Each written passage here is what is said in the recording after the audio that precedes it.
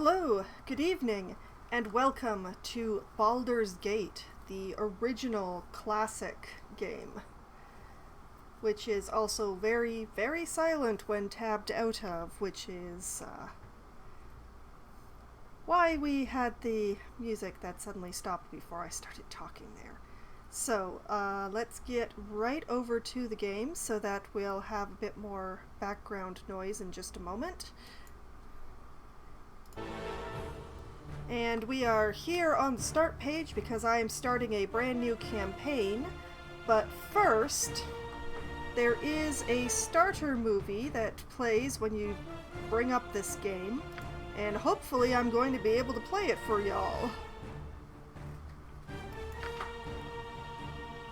Yes.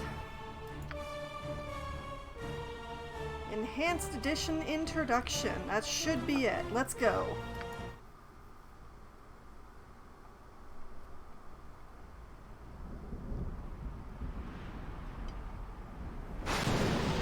This plays every time you start up the game.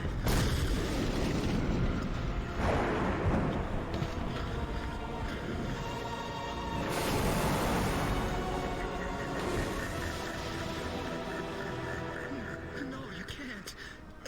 I will be the last. Actually, please.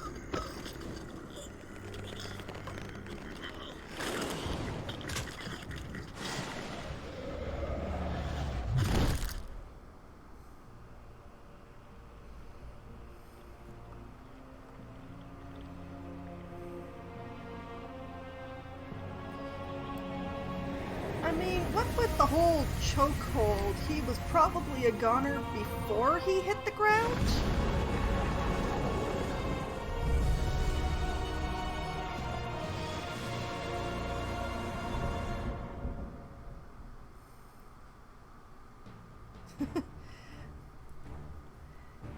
Hello, Sierra Lad. I don't actually know what you're referring to. But there has been no stabbing, only strangulation and defenestration so far.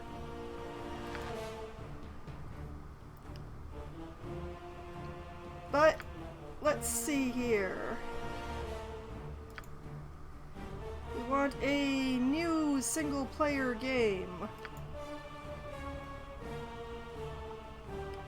Alright, press the gender button to begin creating your character, or press back to return to the previous page.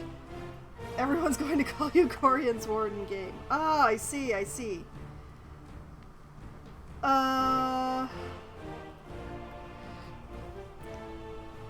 Which did I hear? Oh yes, that. I did hear about that. I heard about that yesterday.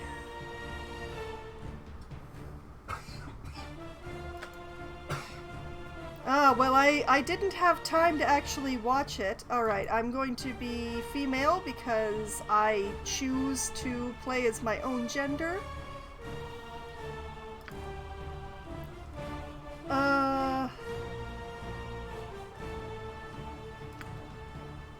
Oh, decisions. I have no idea what to pick. She's pretty hot, though. Makes Deke's stuff look like a lovingly crafted tribute. Oh dear. That good, huh?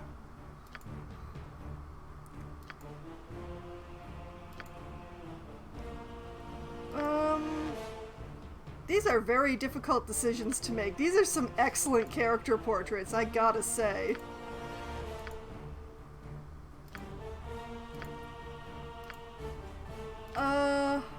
You know what? Let's go back to the lady in the purple cape. I can pretend that's anything. 'Cause I don't know what actual. Yeah, we'll go with her.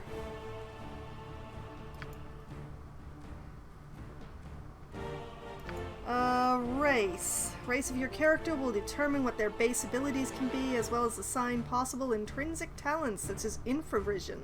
Some restrictions in class selection may also apply because game balance dictates that certain races are unsuited for certain professions. Now, This is the question. I have not been able to make up my mind ahead of time exactly what I want to play.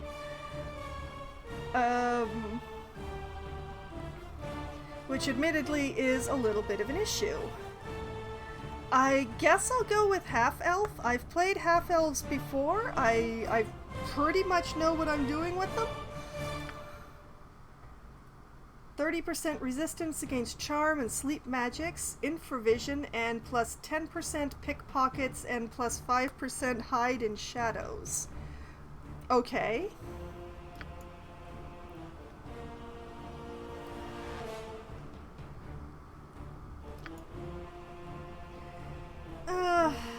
I usually try to pick a race based on what class I feel like playing. It's not always that this class is perfectly suited to playing this or anything like that, but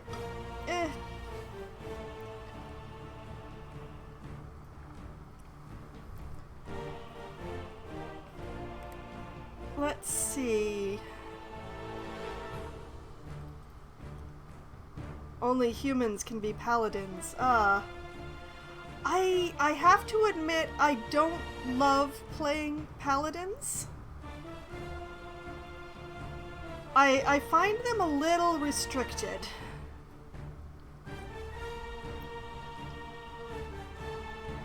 They can do some awesome damage, admittedly, with smite and all, but there doesn't feel like a lot of elbow room when it comes to the rules that you have to follow.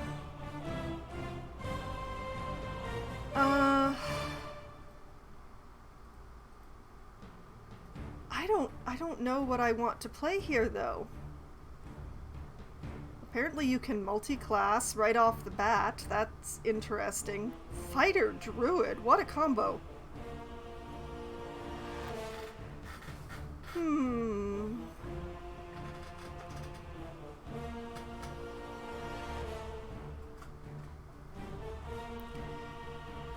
Yeah, I suspect... Oh, I see. I'm guessing that just like the actual tabletop game, you have to level up each class that you multi-class into independently, huh? Okay, so we'll set aside the multi-classes and we'll just look at the fighter, ranger, cleric, druid, mage, thief, bard, sorcerer, or shaman.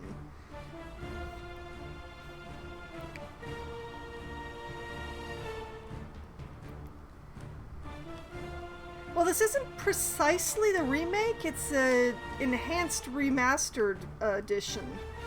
So I'm not sure whether it counts as a remake or whether it's just an updated to work on more modern computers.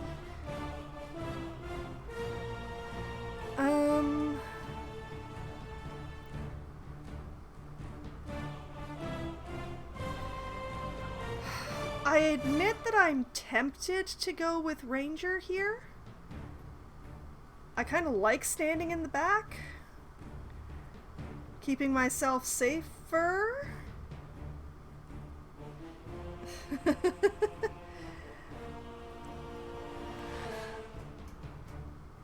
But I'm not certain. Or I could go Druid. Druid serves the cause of nature and neutrality. The wilderness is her community, and she uses her special powers to protect it and to preserve balance in the world. May only wear non-metallic armor, may only equip bucklers and non-metallic shields, may only use the following weapons: scimitar, dagger, club, spear, quarterstaff, dart, or sling, may only become proficient in any weapon class, may only become proficient in any fighting, one slot in one fighting style, may cast druidic spells, may shapeshift into a wolf, black bear, or brown bear once a day at 7th level. At 15th level, become immune to poison. At 18th, gain 10% resistance to cold, fire, electricity, and acid. Gains a further 10% resistance at 21 and 24. Yes, I did put the no spoiler tag on this. Alignment restricted to true neutral. Oh, that's really old school. My goodness. And has a D8 hit die. Loppy, thank you for the subscription. It has been over a year. How has that happened? Also, good evening. I'm lost in the sauce trying to figure out what class I want to play. Okay, what about Ranger? Ranger is a warrior and a woodswoman who is skilled with weapons and is knowledgeable in the ways of the forest. The ranger often protects and guides lost travelers and honest peasant folk. A ranger needs to be strong and wise to the ways of nature to live a full life. Class feature may wear helmets, may wear any armor and use any weapon, may not exceed specialization 2 slots in any weapon class, may achieve specialization 2 slots in any fighting style, begins specialized 2 slots in 2 weapon style and may place a 3rd slot into it, may select a racial enemy which grants a +4 bonus to hit and damage rolls against the selected enemy race, may use the charm animal ability once per day, gains 1 use at level 1 and an additional use every 2 levels thereafter, may use the hide in shadows ability while wearing no armor, leather armor, or studded leather armor, may cast druidic spells starting at level 8, alignment restricted to good, has a D10 as a hit die, and prime requisites for dual classing is strength, dexterity, and wisdom.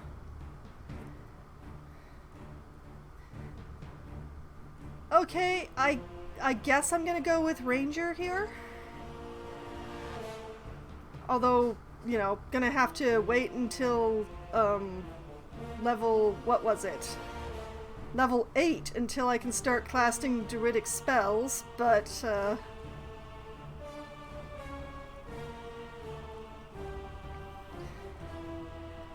yeah, I'm gonna try going with Ranger here. And hopefully D&D this far back has the ranger abilities that I remember.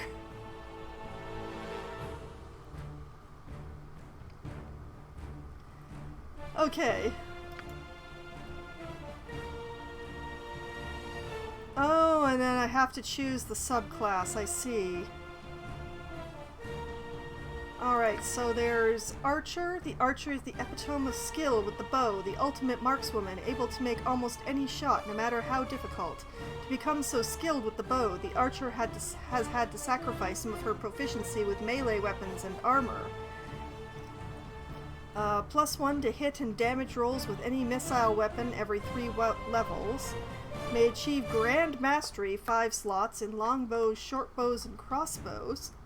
May use the Called Shot ability once per day, gains 1 use at level 4 and an additional use every 4 levels thereafter.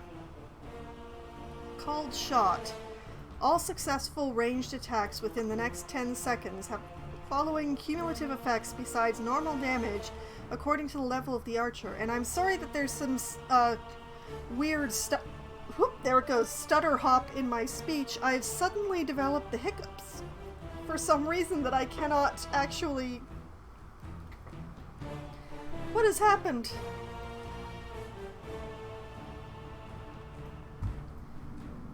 Okay, 4th level -1 penalty to target's Thaco, whatever that is. 8th level -1 to target saving throws versus a spell. Okay. Disadvantages. May only wear leather, studded leather, and hide armor. May only become proficient 1 slot with melee weapons. May not use the charm animal ability. Okay, and then there's the Stalker. Stalkers serve as covert intelligence gatherers, comfortable in both wilderness and urban settings. They are spies, informants, and interrogators, and their mastery of stealth makes them deadly opponents. The advantages are +20% to move silently and hide in shadows.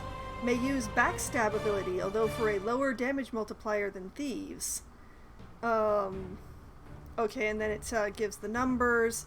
At 12th level, may memorize 3 mage spells, haste, protection from normal missiles, and minor spell deflection. The body's delayed reaction to subscription length. Why not? And disadvantages, may not wear armor heavier than studded leather. Now, if I'd wanted sneak attack damage, I would have gone with Thief.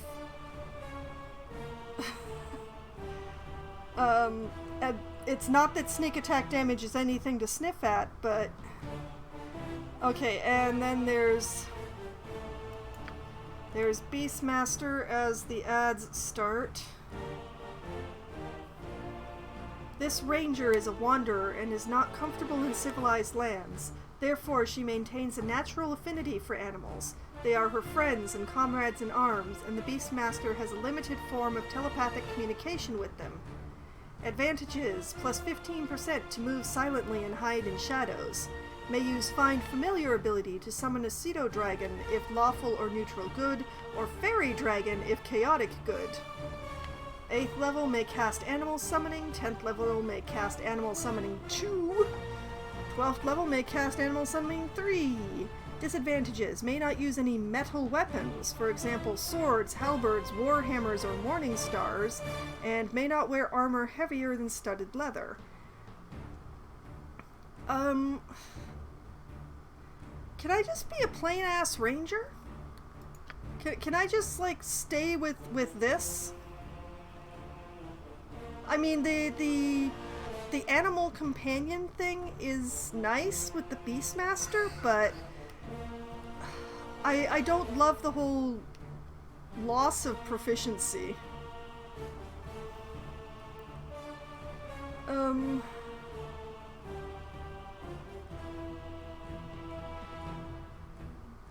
You know what, I'm gonna stick with just straight ranger, I think. If I can. I mean, it is tempting to go with the Beastmaster, I have to admit, but no, Ranger.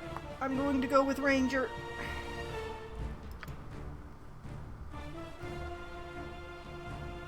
Okay, alignment. You're to choose your alignment. Your alignment will determine how your character should interact with her environment. Read over each carefully before choosing. If you stray severely from your alignment during the course of the game, there will be consequences. Alright, so, lawful good. Characters of this alignment believe that an orderly, strong society with a well-organized government can work to make life better for the majority of the people. To ensure the quality of life, laws must be created and obeyed. When people respect the laws and try to help one another, society as a whole prospers. Therefore, lawful good characters strive for those things and will bring the greatest benefit to the most people and cause the least harm. An honest and hard-working serf, a kindly and wise king, or a stern but forthright minister of justice are all examples of lawful good people. Then there's neutral good. These characters believe that a balance of forces is important, but that the concerns of law and chaos do not moderate the need for good. Since the universe is vast and contains many creatures striving for different goals, a determined pursuit of good will not upset the balance. It may even maintain it. If fostering good means supporting organized society, then that is what must be done. If good can only come about through the overthrow of existing social order, so be it. Social structure itself has no innate value to them. A baron who violates the orders of his king to destroy something he sees as evil is an example of a neutral good character. And then there is chaotic good. Chaotic good characters are strong individualists marked by a streak of kindness and benevolence. They believe in all the virtues of goodness and right, but they have little use for laws and regulations. They have no use for people who try to push folk around and tell them what to do. Their actions are guided by their own moral compasses that, although good, might not always be in perfect agreement with the rest of society. A brave frontiersman forever moving on as settlers follow in his wake is an example of a chaotic good character. Now, I would be inclined towards the chaotic or neutral good, personally.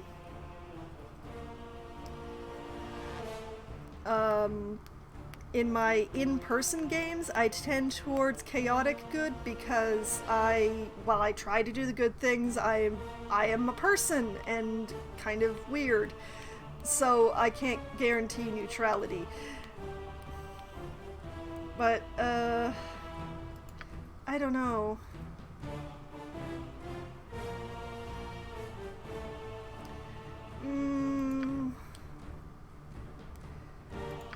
So it's either neutrality or chaotic, I think.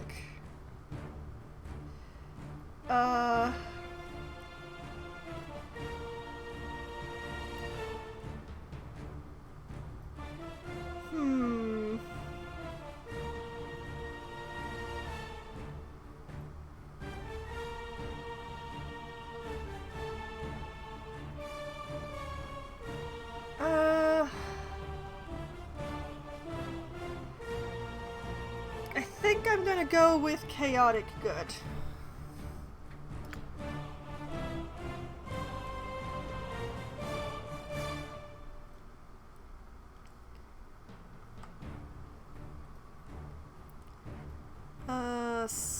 Skills? I can't select that. Oh wait, abilities then.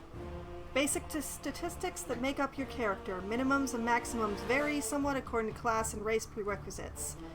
Okay, I'm playing a ranger, so my dexterity should be high, which it is. My strength and constitution are equal to each other. Interesting.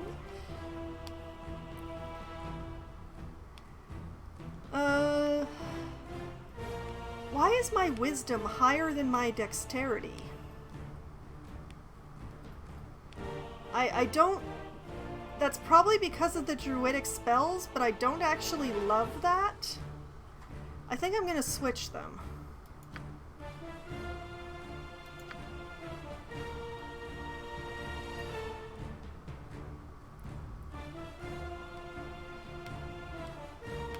Dexterity is the prime requisite of the thief. Well, I'm not a thief, but...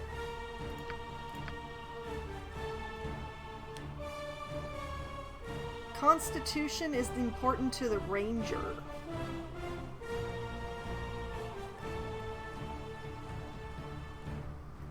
How does any of this make sense? Okay, well, I'm just gonna see what it has to say here. Strength measures a character's muscle, endurance, and stamina is the prime requisite of fighters. Okay, dexterity. Dexterity measures a character's hand-eye coordination, agility, reflexes, and balance. It is the prime requisite of the thief. Constitution measures a character's fitness, health, and physical resistance to hardship, injury, and disease. This ability is important to the ranger. Intelligence measures a character's memory, reasoning, and learning ability. It is the prime requisite of the mage. Note, a character with an intelligence score of 8 or less is illiterate and cannot use scrolls or most wands regardless of her class. Wisdom. Wisdom measures a character's enlightenment, judgment, and common sense. It is the prime requisite of priests. Charisma measures a character's persuasiveness, personal magnetism, and ability to lead. This ability is important for the druid, bard, and paladin. I can see that the numbers are very different in this version than in what I'm used to.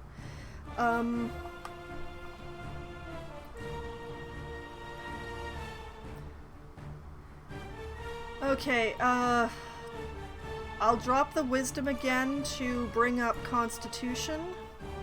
Oh, wait.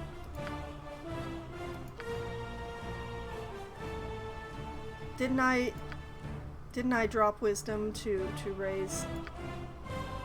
There we go. I don't understand how these stats are affecting.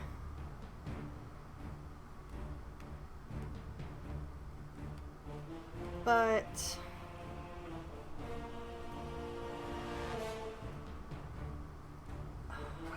I guess I'm going to...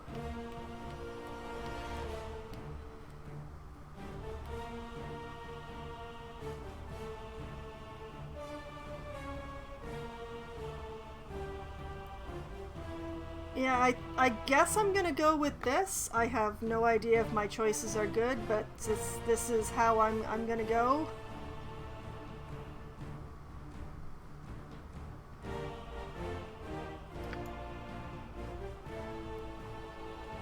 Alright, skills. Being given proficiencies to start your character with. These represent the ability to effectively use weapons. You may choose from any of the selectable proficiencies available to your character class. If your character is a fighter, she will be able to choose the same proficiency up to 5 times.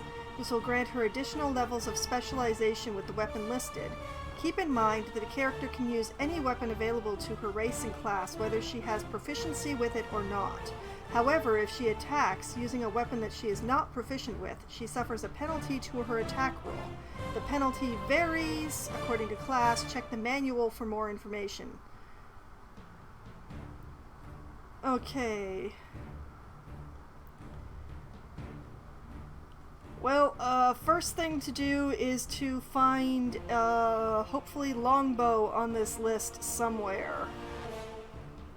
There we go, longbow. We are going to add...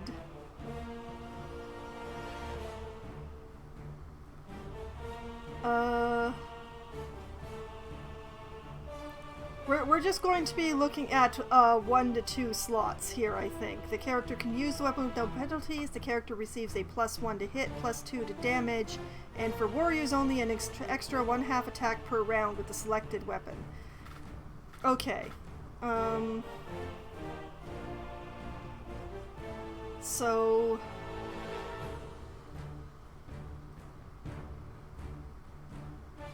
I'm thinking...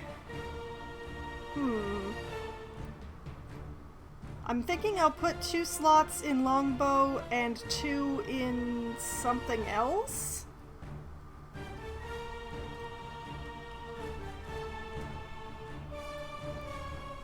Or 2 in longbow and...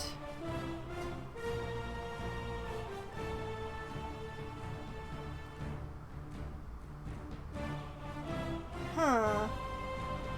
Can I actually see what we have here? Oh yes, we can actually look at the description. Well, obviously I'm not going to be using a bastard sword.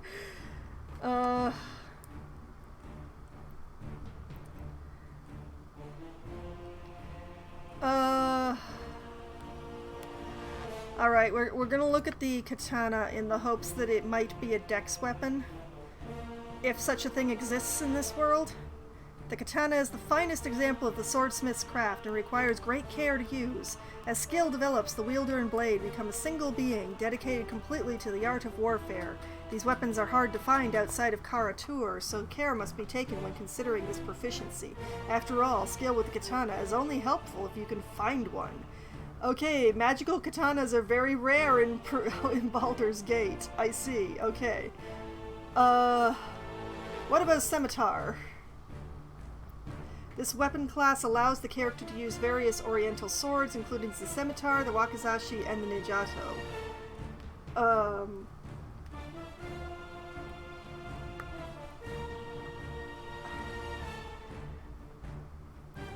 Okay, how about a level in scimitar? And... is dagger a dex weapon?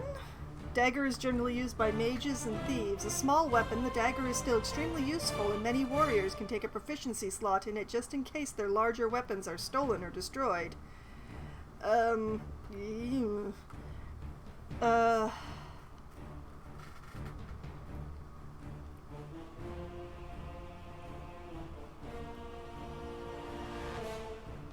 I don't know. What about short sword? The preferred weapon of many a thief and halfling, the short sword is a light but useful weapon.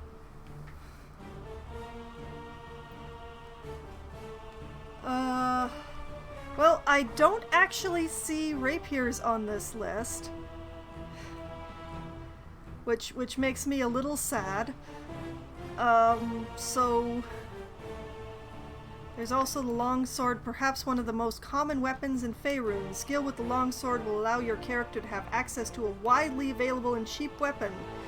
That sounds good, actually. Let's go with scimitar and longsword then.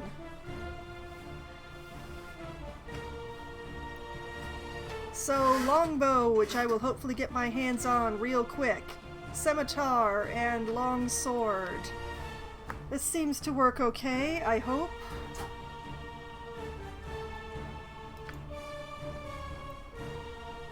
Alright, we are now into the racial enemy.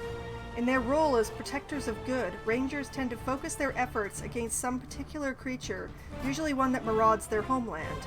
Before advancing to second level, every ranger must select a racial enemy. Therefore, whenever the ranger encounters that enemy, she gains bonuses to her hit and damage rolls against them. Make your selection based on what would be an appropriate match for your character concept. Effects: a +4 bonus to hit and damage rolls versus the racial enemy. Okay, Sierra Lad, are you still there? I don't actually have a character concept, so I'm wondering what I'm going to be hitting the most often. Hopefully without too many spoilers. We have choices of carrion crawlers, ettercaps, ghouls, gibberlings, gnolls, hobgoblins, kobolds, ogres, skeletons, giant spiders, trolls, orcs, shadows, elementals, demonic or fell creatures, or dragons. And yeah, I don't know. I don't know where my half-elf is from, or what she's done, or anything. I have no ideas. She has no story. I don't know what to pick here.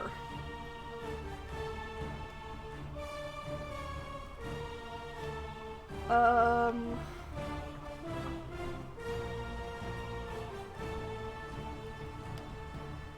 am tempted to go with skeletons since I went completely with piercing slashing weapons.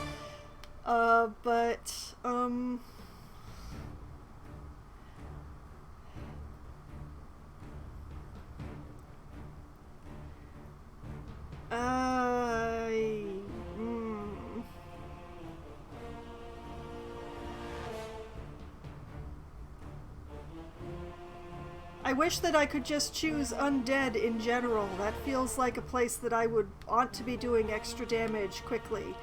Darn it. I don't know what to pick.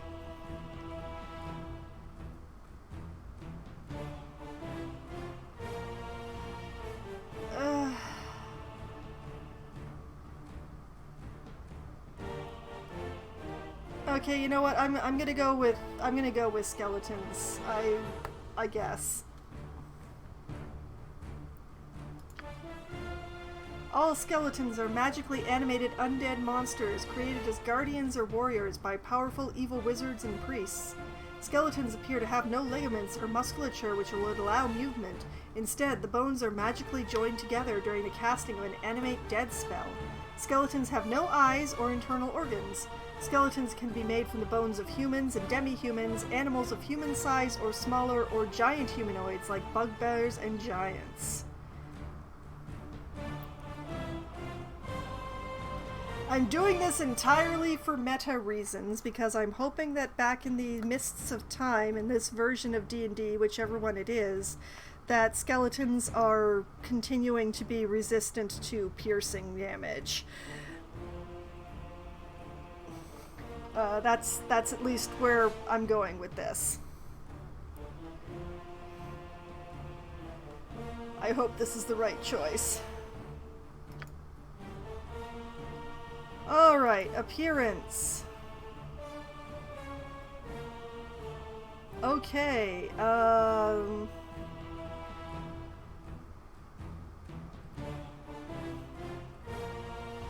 you can't turn off the helmet for this part, huh?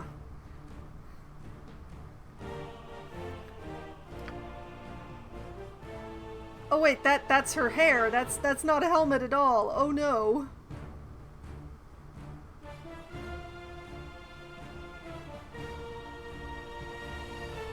Okay, let's give her orange hair because I like to do that to people. And Yeah, I'm fine with this color of skin, but this green is a bit much. Can we take her more to the... Wait, there. And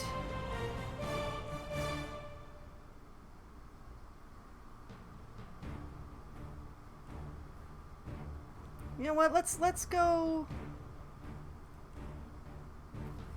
It's just her bracers that are changing color here, but okay, we'll go with that shade of green, which is much more pleasing to my eye, and this sort of dusty purple as the minor color.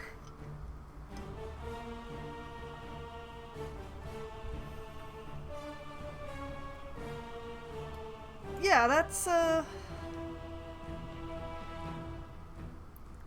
that'll do. The skirt's a little short, but there's nothing I can do about that. And it makes sense that a ranger would wear green, and I'm not sure I want her hair to be so bright. Is there a less bright orange? There is not a less bright orange. That is saddening to me. Oh well. She's foxwine, so there's got to be orange somewhere, right? Yes.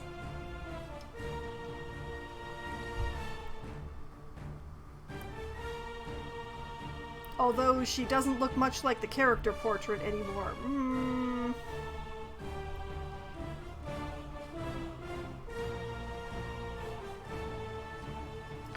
Okay, like, what if I... Okay, we can pretend that that color is hidden by that hood.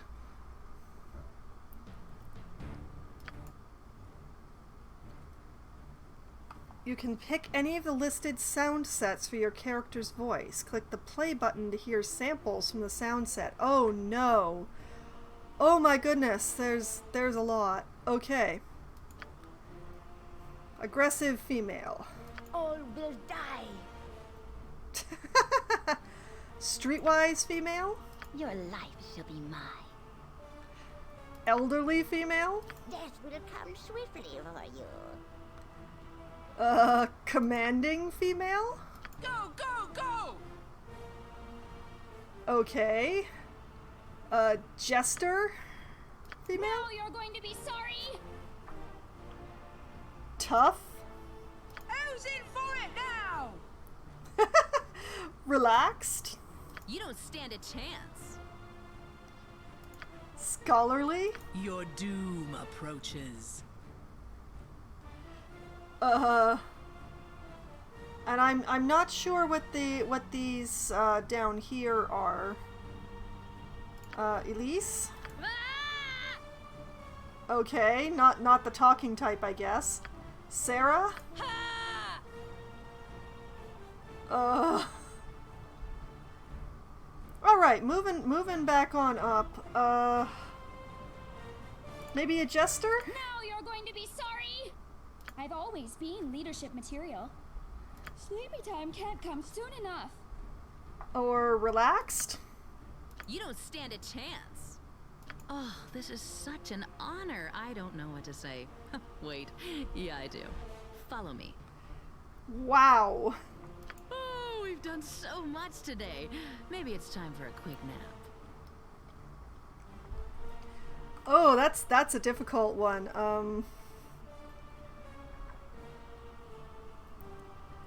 As aggressive was a bit much. Commanding is unfortunately not really a ranger.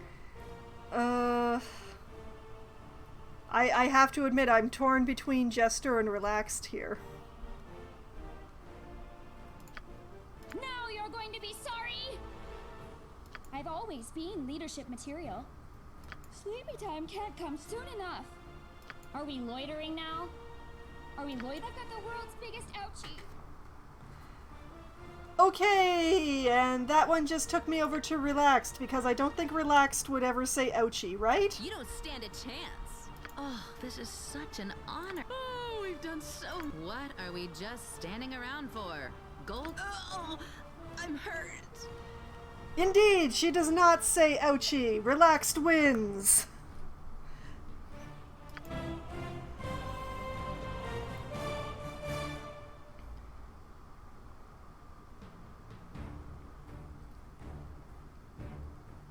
And name is obviously Foxwine. And now that I look at it, this is a very red-pink hair that we have going on here in the hood, so can we actually adjust appearance?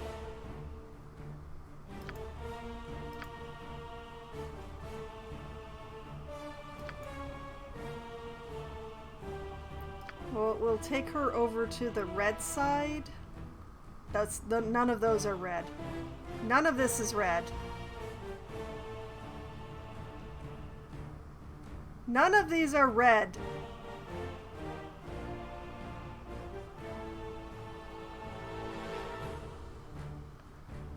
I'm very disappointed.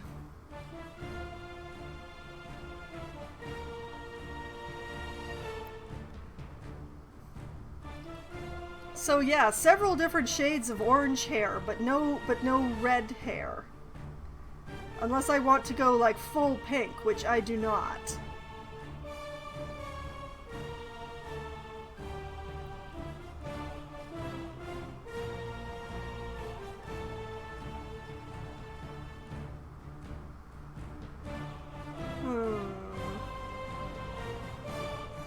Yeah, we're gonna continue with this then. Oh, and I have to reselect the voice, of course. Okay, relaxed. And name Foxwine. Alright. I have maundered enough. This is... Yes. Okay, accept. Oh, now I get to choose difficulty level. Okay. There is story mode. The party gains all the benefit of easy difficulty and they cannot die in combat. There's easy. The party gains a +6 to luck. Enemies are fewer, use only their weakest spells and items, and deal 50% of damage. Party members cannot permanently die. Hit point rolls are maximized, and spells can be copied into spellbooks without failure. There is normal. Enemies deal 25% less damage and do not use their most powerful spells and items. Party members cannot permanently die. Hit point rolls are maximized and spells can be copied into spellbooks without failure. There's core rules, the setting aimed at veteran players who are well versed in advanced Dungeons & Dragons mechanics. Now I know what version this is, and I'm terrified. Enemies deal full damage and employ advanced combat tactics. Slightly stronger enemy types appear, and enemy groups are more varied. There is hard, which I have to say I'm kind of loving the icon for that one with the clawing hand. Enemies are more numerous, employ advanced combat tactics, and deal 50% more damage. Stronger enemy types appear, and enemy groups are more varied. There is insane! Enemies are much more numerous and deal 100% more damage. Significantly stronger enemy types appear, and enemy groups are even more varied. Enemies fight to the best of their ability and employ advanced combat tactics. And Legacy of Paul. Enemies have all the benefits of insane difficulty, as well as significantly more hit points, improved Thaco, better saving throws, and more attacks per round. Warning, Legacy of Baal can only be selected at the start of the game, and once selected, cannot be changed. Now, that +6 to luck for the easy mode is very tempting, I have to admit, but I think we're gonna run this on normal.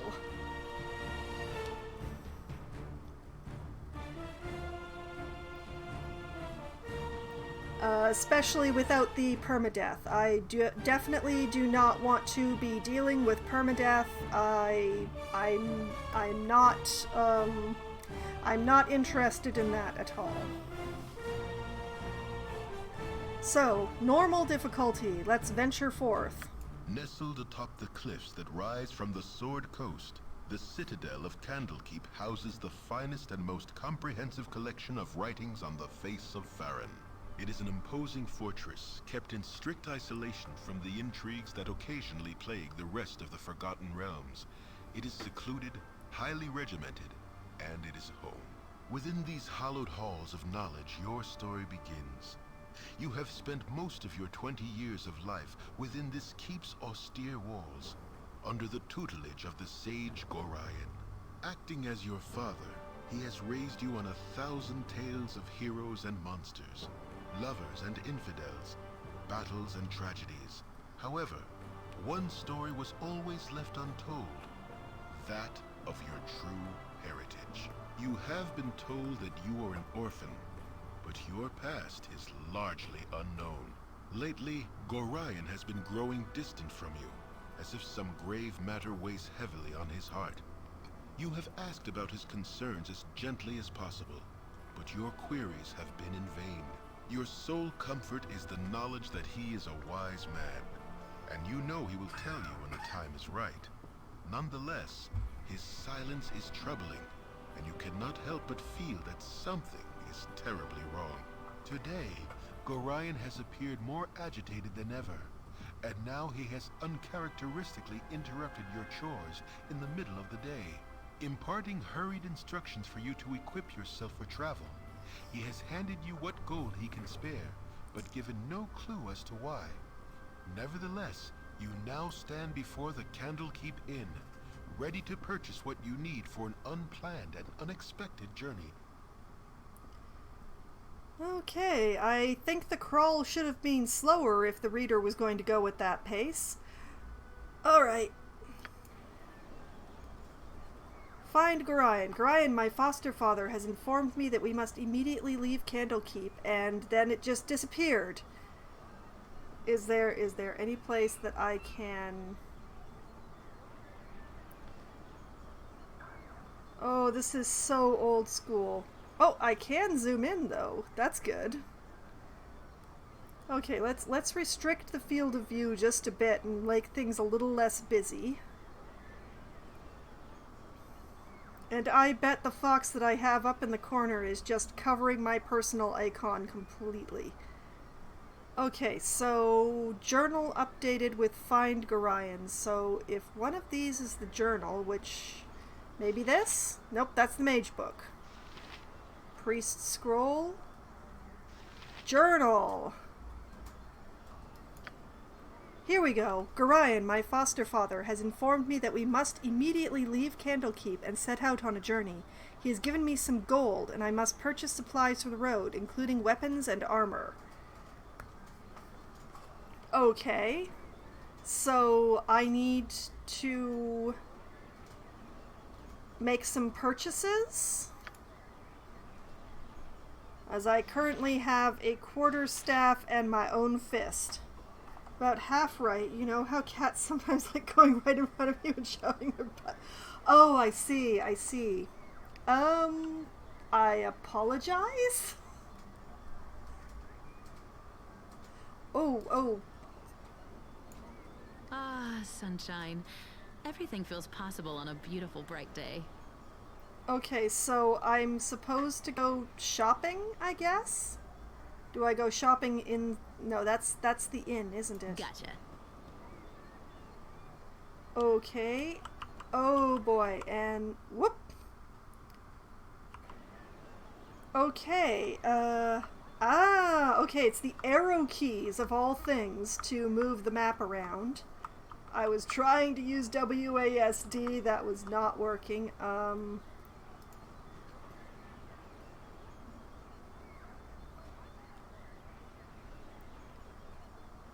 Where do I go to buy things? I'm... Tutor? Phil?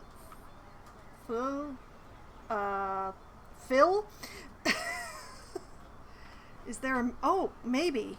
This looks... Okay, here we have a map. Candlekeep Inn, Barracks, Bunkhouse, Clinic, Storehouse, Priest's Quarters, Temple of Ogma, and Candlekeep.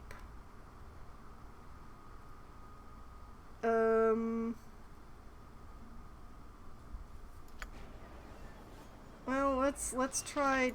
Hello, child. Shall we continue your lessons? I've been instructed to tell you about the basic mechanics of movement and time. If there is anything in that sort we'd like to know more of. Tell me about pausing the game, tell me about the area map, tell me about camera zoom, tell me about movement, tell me about combat rounds. Okay. Most important, how do I pause this game so I can think? Selecting the clock button at the bottom of the menu bar on the screen's left side pauses the game, except in special circumstances such as cutscenes. This gives you time to reflect on your next move. Yes, my next move. While the game is paused, you can plan party members' actions, manage inventory, or even review spell descriptions. Selecting the clock button again resumes gameplay as normal. Okay. Is there anything extra that I need to know about movement? To move through the world, select a point on screen, and the selected character will make their best effort to reach it. If you've chosen an invalid destination, the character will stay where they are. You cannot set a destination in a map area you haven't yet explored. Okay, I figured out camera zoom on my own. Alright, tell me about the area map. Select the compass button on the left side of the screen to visit the current area's map. Party member locations are marked by small green circles. Your current field of view is outlined in green. Dragging the green outline moves your field of view around the map. Be aware that time is not paused while you view area maps.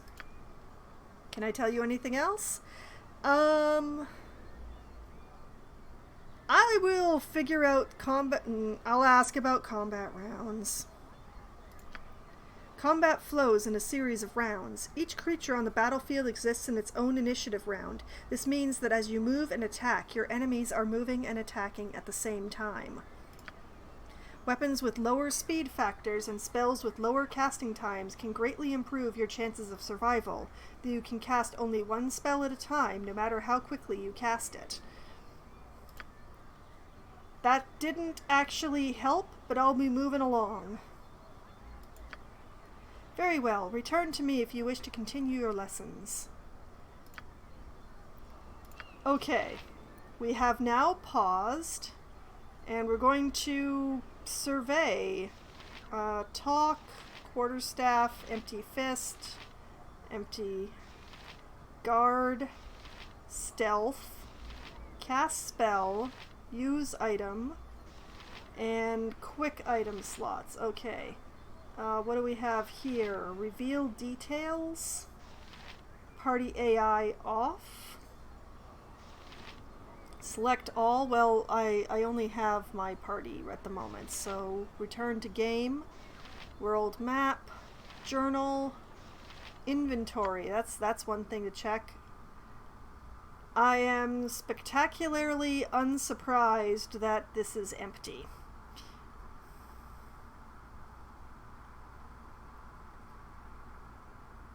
I do have 140 gold though, that's nice.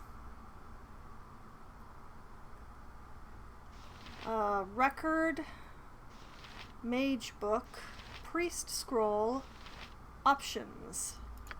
Okay, the most likely place to find supplies would probably be the storehouse, I guess?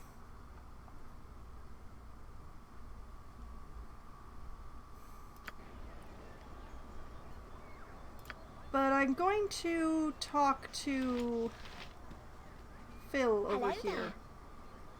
Hey, have you seen my copy of the History of Halrua anywhere? You know how I can't stand the constant shuffling of arthritic feet up in the library, so I thought I'd get a bit of fresh air just east of here, and oh, I hate being so absent-minded. Please, if you find it, I really do need it back. Okay.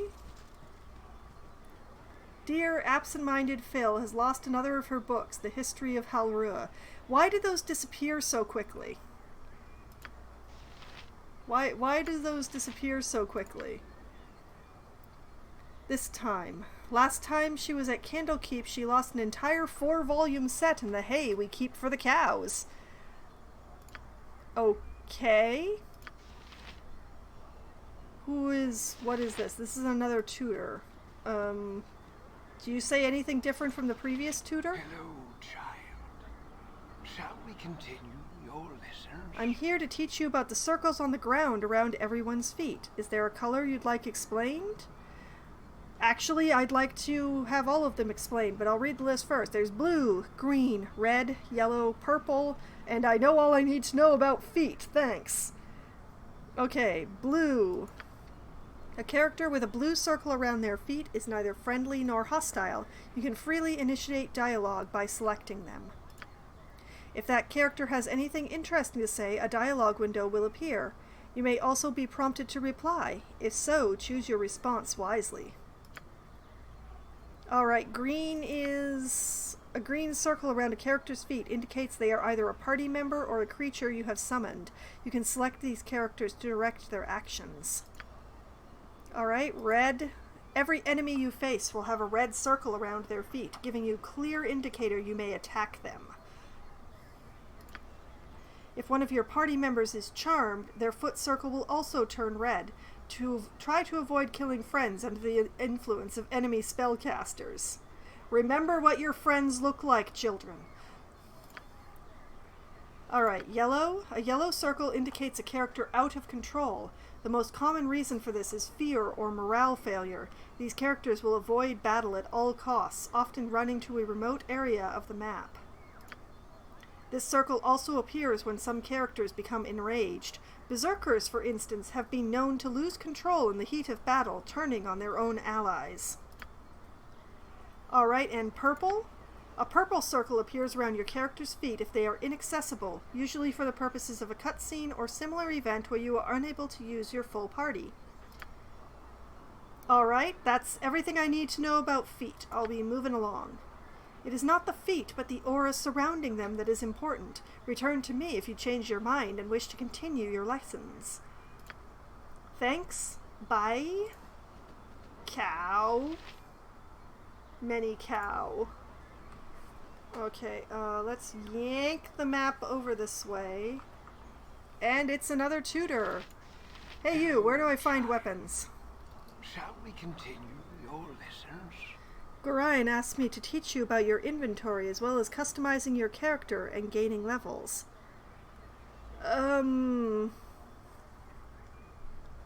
Tell me about the inventory screen, tell me about customization, tell me about leveling up, tell me about the character record. I know everything! Tell me about leveling up. When you gain enough experience points, a plus symbol appears on the corner of your character's portrait, indicating you can level up. To do so, press the level up button on the character record screen. Leveling up may yield additional proficiency points, thieving skill points, spell slots, or other abilities, depending on your class. Each level also grants additional hit points, making it easier to survive the world's dangers. Well, speaking as someone with 11 hit points right now that most of you can't see because it is underneath the fox, that sounds good. Tell me about the character record, then. Similar to the inventory is the character record. Here you can view your character's proficiency, skills, and statistics. Check your companion's abilities by selecting their portraits. Well, I don't have any yet, but thank you. Use the buttons on the screen to view your character's ability scores, skills, proficiencies, levels, experience, and any other aspects of your character you may find useful. This screen also enables you to dual class if your character is human. Is there anything else you'd like to know? Well, why is it when I'm talking to you that I'm holding my quarterstaff in an aggressive stance? I can pretty much figure out the inventory screen, so I'm going to skip the tutorial for that just in the name of saving a little bit of time. So, I know everything I need, thank you. Should you change your mind, feel free to ask. Yeah, I'll do that, alright. Oh look, another one.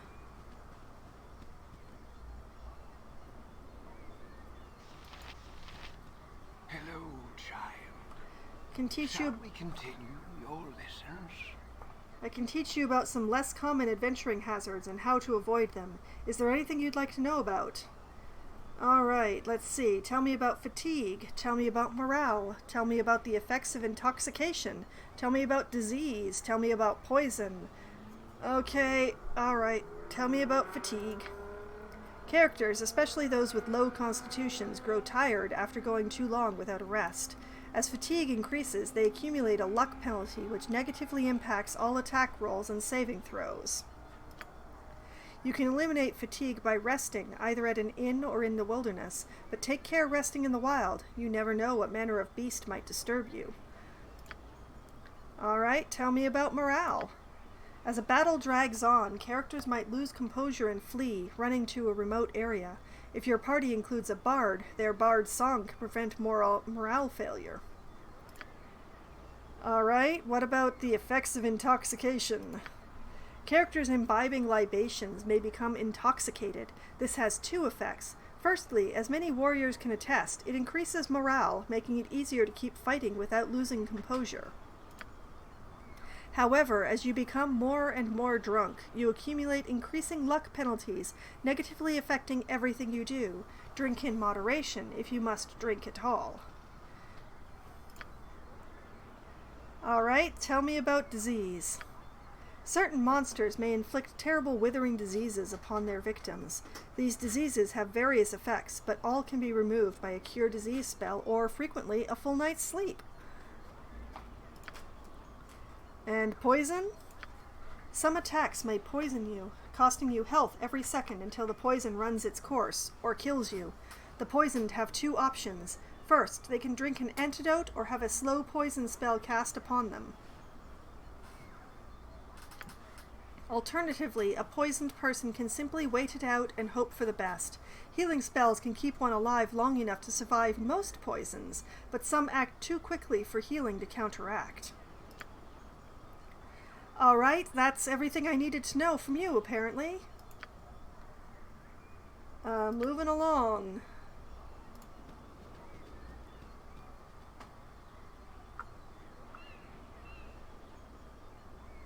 More cow, more tutor. Dreppen. Alright, let's talk to Dreppen. What do you need? Philia left one of her books in here again. It's in the hay there, beside the cow.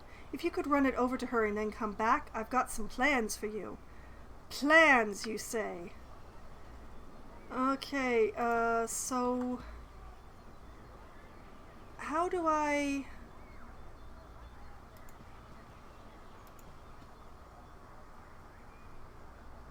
Wait. I get a little flash of a hand every now and then. There we go.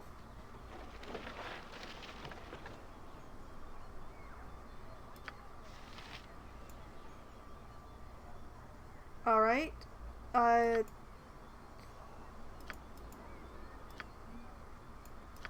Drag and drop.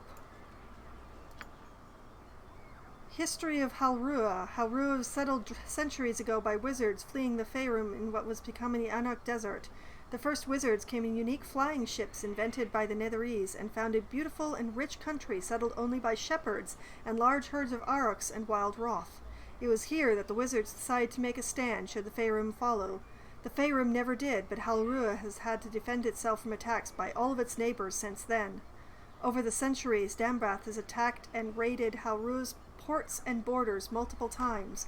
Once, led by a magic-resistant barbarian, the Drambai occupied all of the country south of Lake Halrua. They were defeated in battle by the great archmage Mycontil, who slew their barbarian leader. 40,000 Drambai attacked and were stopped by 500 Halruans.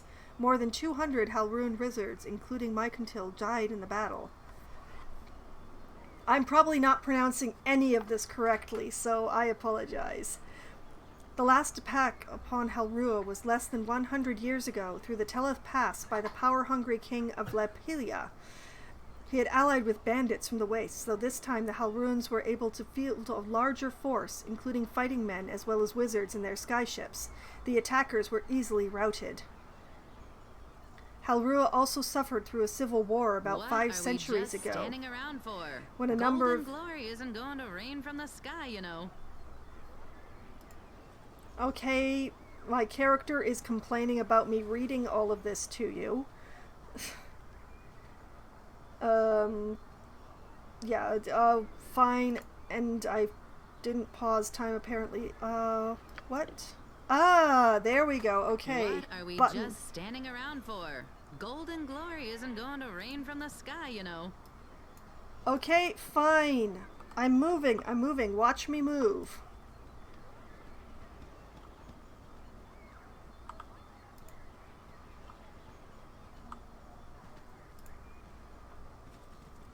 See, I'm moving. Hello there. My book! Oh, you remind me of Gorion when you grin like that. Raising Hugh has been hard on him, I know, but he says it's a toil of love, a toil of destiny even. You must be a very special child indeed, to draw such praise from a man of his silent nature. Here, take this little gem of mine. Maybe Winthrop will give you a little something for it. Winthrop? Okay, I've completed my first quest.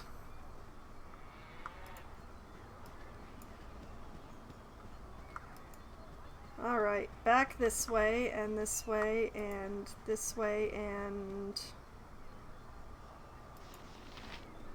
back to Dreppen. Nice day, ain't it? Too bad Nessa ain't here enjoying it, though, her being sick and all. I need to get her one of them potions of antidote of Hull. He stayed up drinking last night and got hauled out of bed to man the gates early this morning, so I bet he's got a few of them lying around somewheres. Okay, so Nessa the cow is feeling a bit under the weather today, so I'm supposed to get a potion from a man named Hull. Okay. Let's just pause for a moment. This is the priest's quarters. I don't see any reason why I would need to go in there. So... we're just gonna cruise around and check these guys to see if any of them say Hull if they stand still long enough. That's a nice temple with a priest of Ogma. And another tutor. Hello, tutor. Hello, child. Shall we continue your lessons? I am to instruct you on how best to deal with the clergy, visiting temples and such. Is there anything you'd like to know? Why do people make donations to temples? Why don't temples offer healing services for free? Or, I'm sure I'll be fine on my own.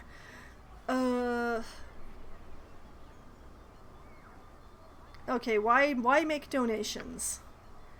People donate for various reasons. Some adventurers see donations as payment for information. Clergy members are often aware of local goings-on.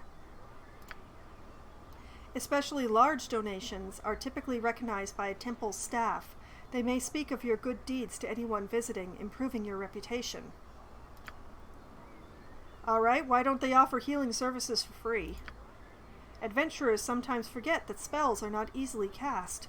Every raising of the dead costs valuable resources. A successful life of adventuring will supply you with ample gold to pay for whatever healing services you need, and when you need them, a temple will gladly offer those services for a nominal fee. Alright, thank you. I'm gonna go.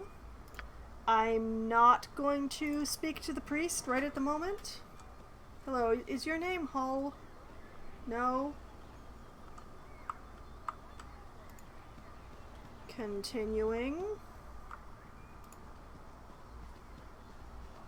Who are you? Jondalar. Hey, Hey there, Foxwine. I see you're up early this day. While your father, Gorion, had asked me a strange favor. Seems like he wants you to learn some fighting and asked me to be the teacher. So I hope you brought your staff with you. Oh boy! Hostile creatures have red circles around their feet. Left-clicking within the circle will direct you to attack me. You can switch weapons using the quick weapon icons. The weapon outlined in green is the current weapon. Attack with fists only, empty quick slot, if you only wish to knock your opponent unconscious. You don't have to worry about that with me, so use your staff. If you have magical abilities, try casting a spell at me by left-clicking on the spell icon at the bottom of the screen. Okay. Left click on one of the spells that came up and cast it on whichever target you want. I just hope you have an offensive spell memorized. During our fight, I'm going to spring a little surprise on you. Remember, you can press the space bar at any time and pause the game. This will give you time to think, especially once my little surprise comes up. Are you ready now? Good. Didn't see that coming, did you? You did good, kid, especially after Eric started fighting those arrows at you. I'm sure your father would be proud. You should go talk to the gate warden if you want some experience in fighting with a group of people. You can find him just south of here. Out there, it can be pretty important to know how to fight with allies at your side.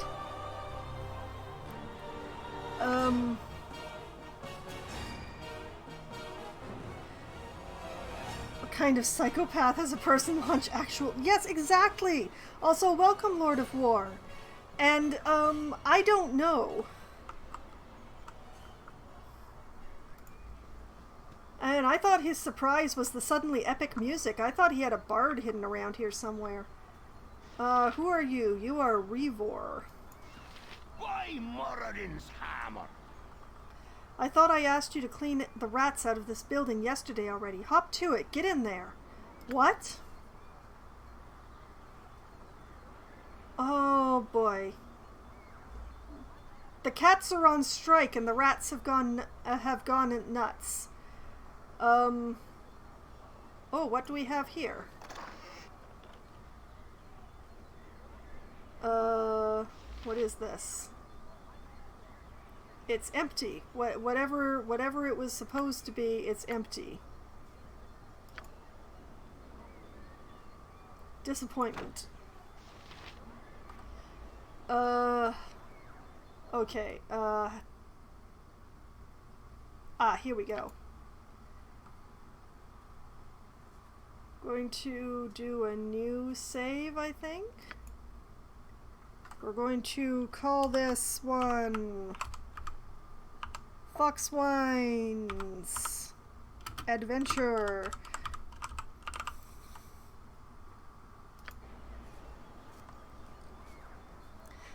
Alright, let's go in and hit some rats, I guess. Can I go in?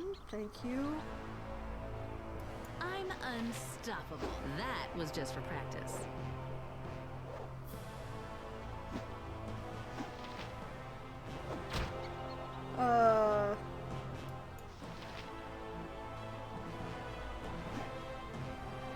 So I'll just keep hitting the rats? Is that it?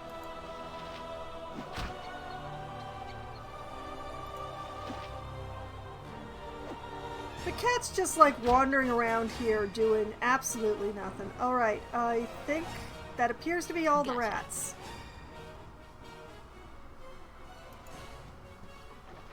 Is there anything in here that's not nailed down? I'll take that. Is there anything else? The switch from battle music to absolutely nothing is quite stark. Oops. Okay, let's swing at the rat.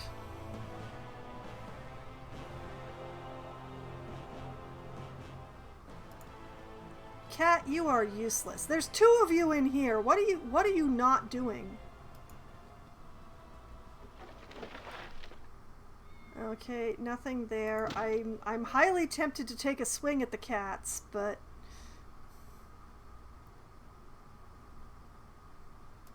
anything else? Any more rats?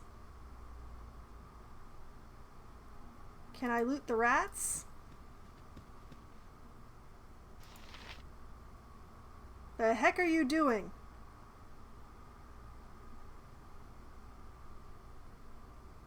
Alright. I'm victorious! By Moradin's hammer! Ah, yes. Kill them like the rats they are. A glorious battle unlike any this world has ever seen. Here's 5 gold pieces. Don't spend it all in one place. Oh, Don't join the armed forces. Okay. Well, obviously that was not a place to get weapons. Your name, Hull? Who knows? Another tutor. Hello, child. I'm given to understand you might need to know about saved games. What temporal mysteries can I illuminate for you? Alright, tell me about saving my game. How do I load an earlier save? Is my progress ever saved automatically? What happens if I die? Can I still load an earlier save? Or no mysteries today, I already figured it out. Which I did! Yes, of course. Now the week before that I was in Nethril. Was that before or after it fell? Dude. Okay, speaking of saving, I defeated rats, so let's save the game.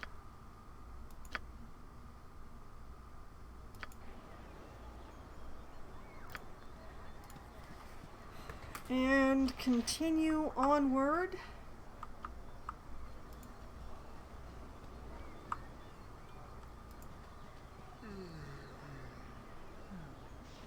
Hey, look, it's Hull. Hey kid, I woke up late this morning, left my sword in the barracks before going on duty. If you want to get it for me, it's in the chest at the foot of my bed on the right side of the barracks. Quick now, before the gate warden catches me without it. You'll also find an antidote there. I think Dreppen needs one for old Nessa. Alright, to the barracks, I guess. Can I steal his sword? Could I just wander off with his sword since there doesn't actually appear to be a way... Like, where am I supposed to be? Oh, where am I? Clinic, bunkhouse, barracks. Cast a spell that causes a giant hole to appear in him. Oh, that's a terrible pun. That's an amazing pun. Thank you very much.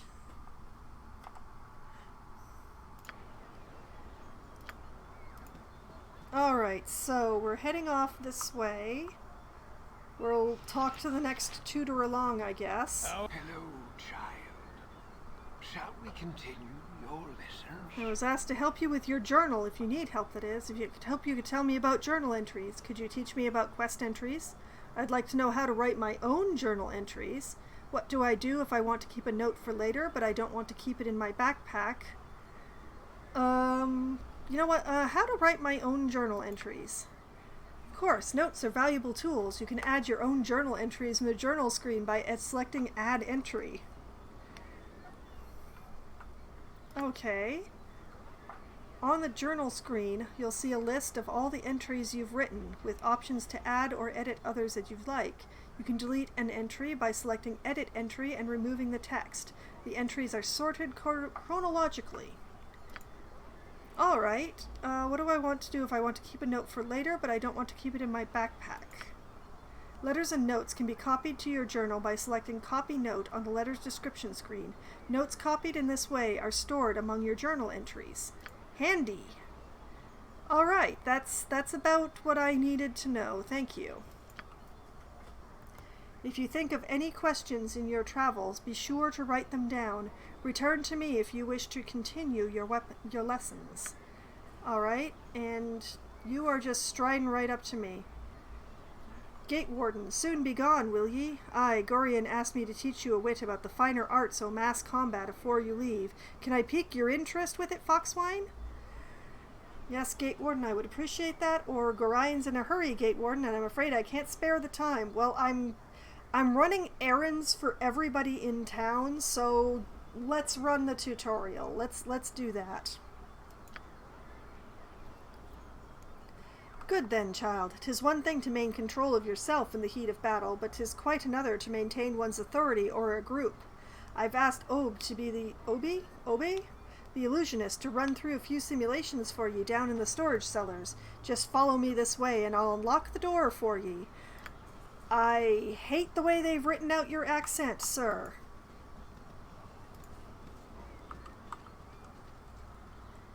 So, in here?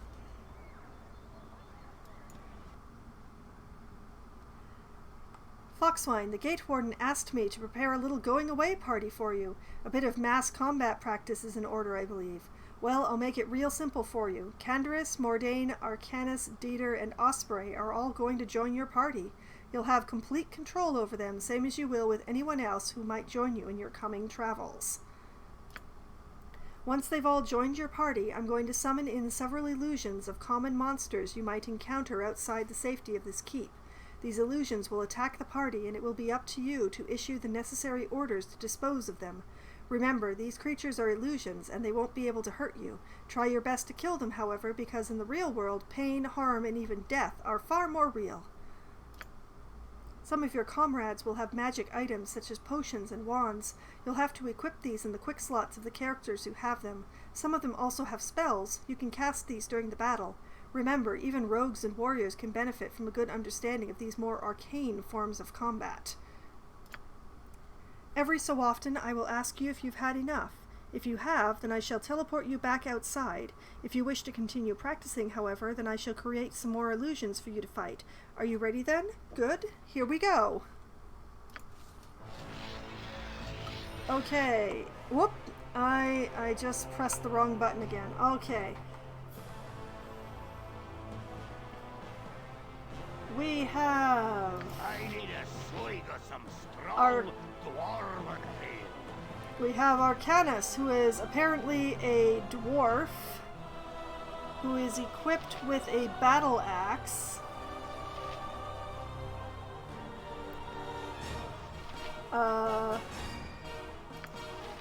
Whoop, no, we have Candaris, who has a mace and can turn undead. Hello, cleric, which means you also have spells. You have spell of bless, of command, of detect evil, and of protection from evil. Interesting. Okay, I don't know how to go back, so I'm just going to move on. We have Osprey, who has a warhammer and can also turn undead, which means you are also a cleric.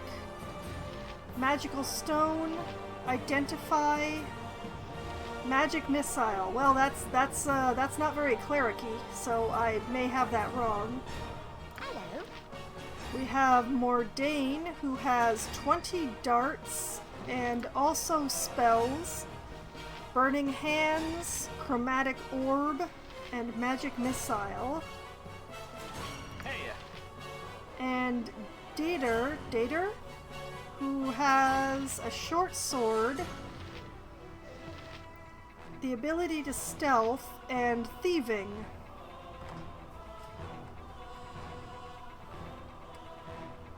Okay, well, I'm on Dater, so let's start with him.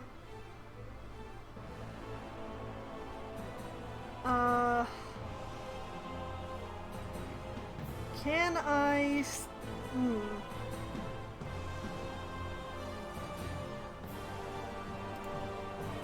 Can I have him go over there and stealth?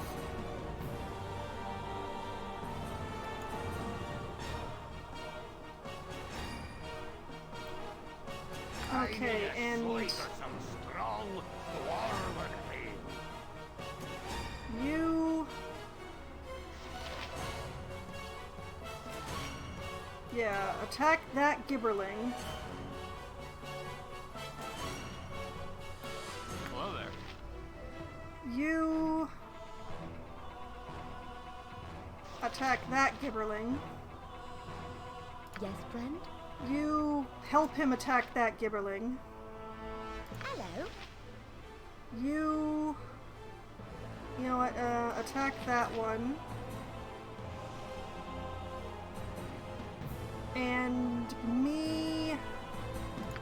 I only have 11 hit points, so I'm just gonna stand back and see what happens here.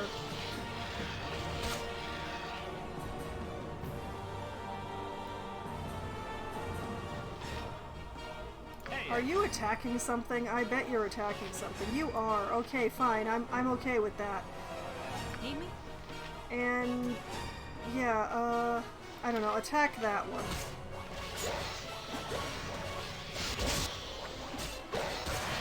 Whoop. Okay, me attack this one.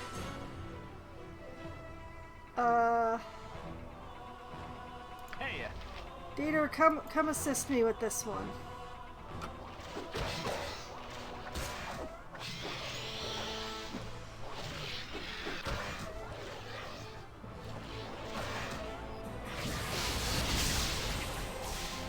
Whoop!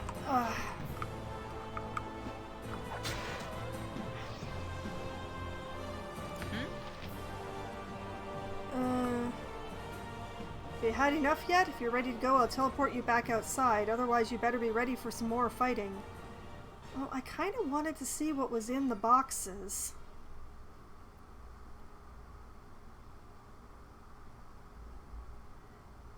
You know what? I'll deal with the monsters I'm fighting now. Ask me if I want to fight more a little later.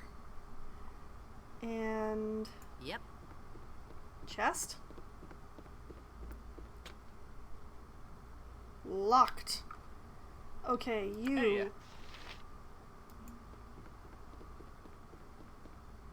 You're a thief. Ask me later. Detecting traps and illusions. Still locked. Okay, fine. What's the story? Right.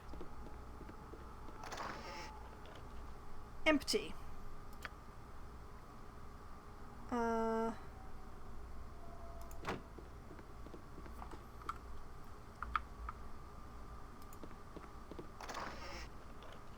Empty.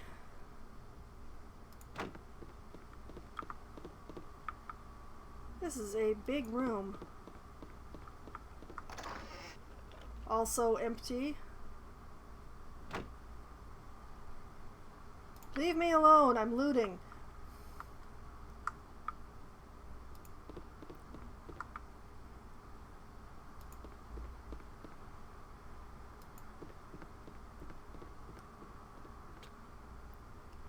Also locked.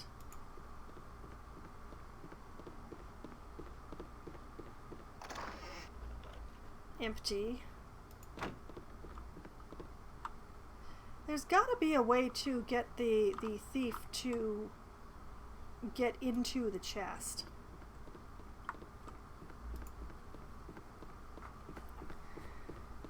Hey. Okay, stealth.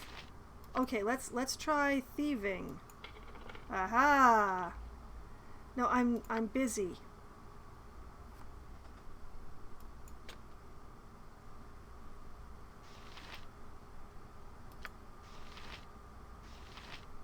Find traps, detect illusion.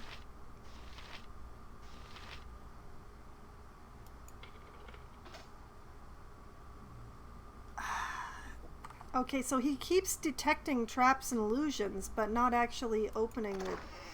Oh, wait, there we go.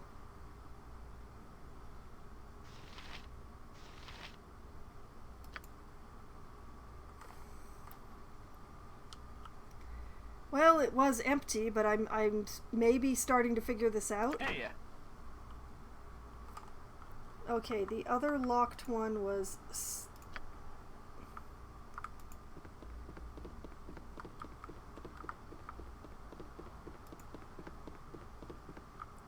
let's see, it was this one, wasn't it?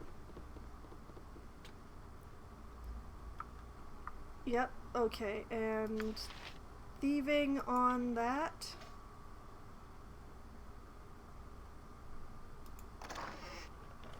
Also empty, but I do know how to do that now. Okay.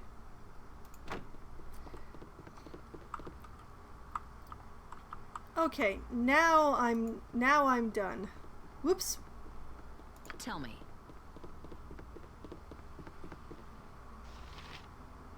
Obey. Ordain. Okay. I've had enough. I've looted the room.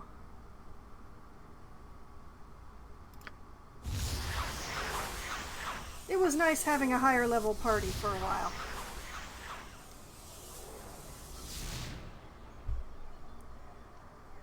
Well, that was certainly fun. Not a problem. Alright, what do you have to say? Hello, child. I was informed you might be needing instruction on how to properly bend the universe to your will. Is there anything I can tell you about the casting of spells?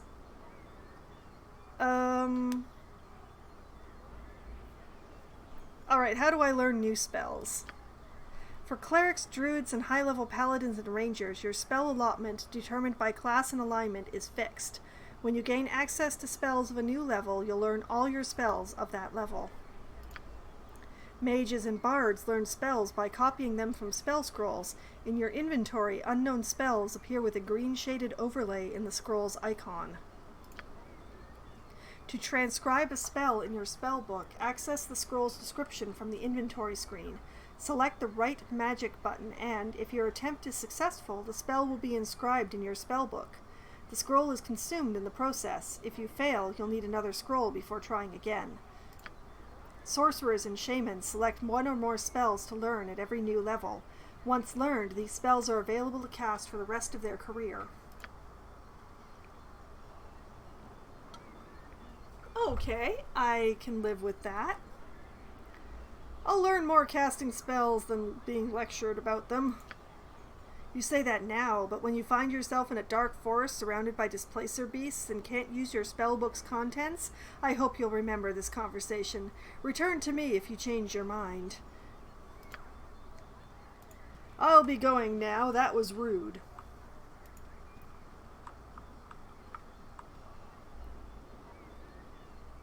Another tutor. Okay, fine. Hello, child. You want to know about thieving? Shall I'm the we one to continue ask. your lessons? Okay, I do actually need to know how to open locks and pick pockets. I figured that out, I think.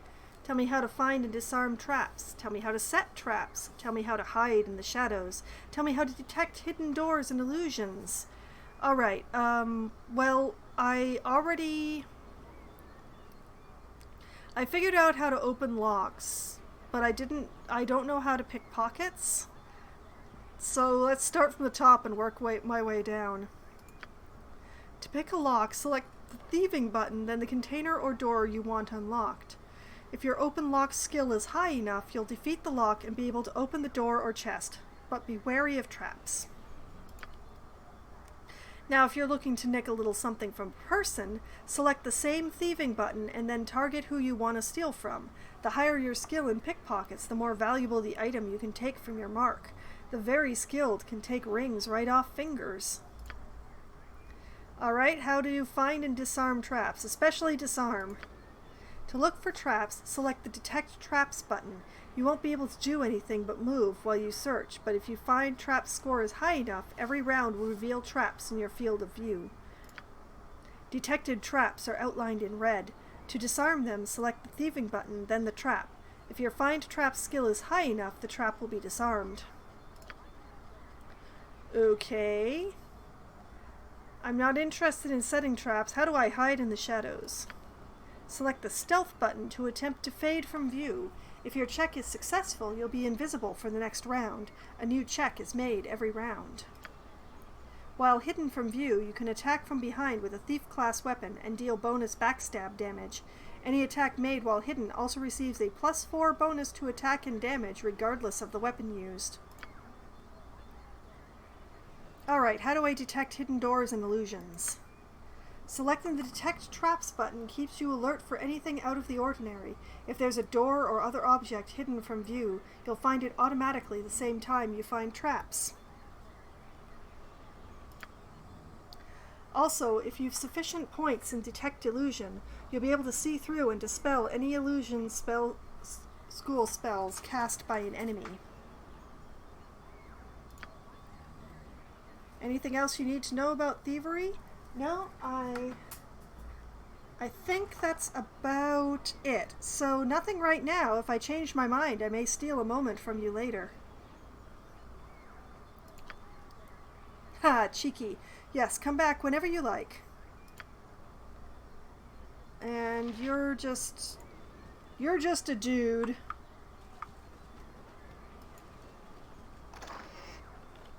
That is 15 gold and it's mine now. Okay, and okay. Let's pause for a moment. While I... Bunkhouse Barracks. I'm not sure which one is the right one for this dude's stuff. So let's try going in both.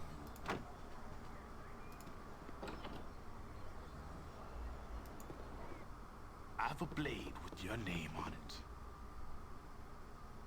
Carbus. You're there. You're Gorian's little whelp, aren't you? Yeah, you match the description. You don't look so dangerous to me. And what business is that of yours? That I am. Do I know you? I am his child, if that's what you mean. Do I know you? No, I don't believe you do. I'll not be here long, so it don't matter. You'll not be here long either, so it matters even less. Just thought I'd have a look at you. Pretty face, but I don't see what the fuss is about. No matter. I deliver your skull, and I'm set for life. What?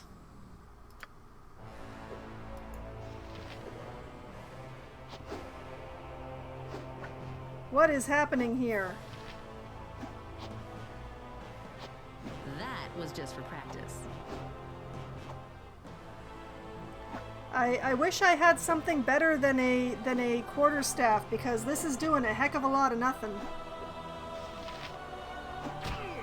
Oh, wait. I hit him. I hit him. Oh, thank goodness he keeps missing me.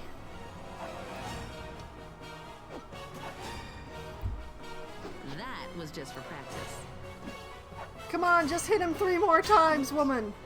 Ouch. What was that about? All right, Fine and dandy. let's loot him. Okay, fine. I'll take the dagger, I suppose.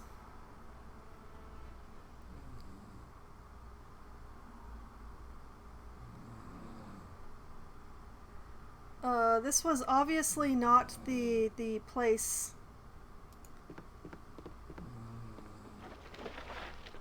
Empty. I've been attacked, and it stung.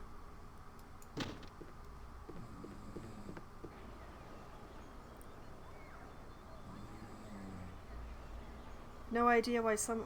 Okay, wait a minute. Wait a minute! Before that guy gets to me... fold up the book.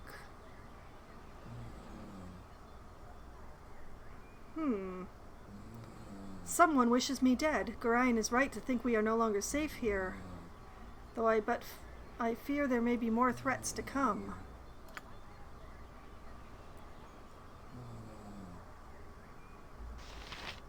This is a guy named Karan. Okay. Something on your mind? I heard shouting, Foxwine. Are you alright?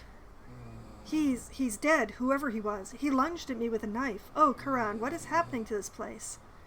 Or, it is better you don't ask questions, Karan. You have instructed and inspired me throughout my childhood, and your heart would break to see what has just transpired here. Well, that doesn't sound like me. We're going with the first one. Oh my god, he's dead. It's not this place, child. It's you they're after. Gorion is waiting on the steps of the central library and wants you to go to him as soon as you have bought what you need at the inn. Oh, Foxwine, I have been your tutor for so many years, and only in this moment have I come to doubt that my teachings have been enough. Go to Gorion, child. It is safe for you here no longer. I was supposed to buy the stuff at the inn in the first place? Fine and dandy.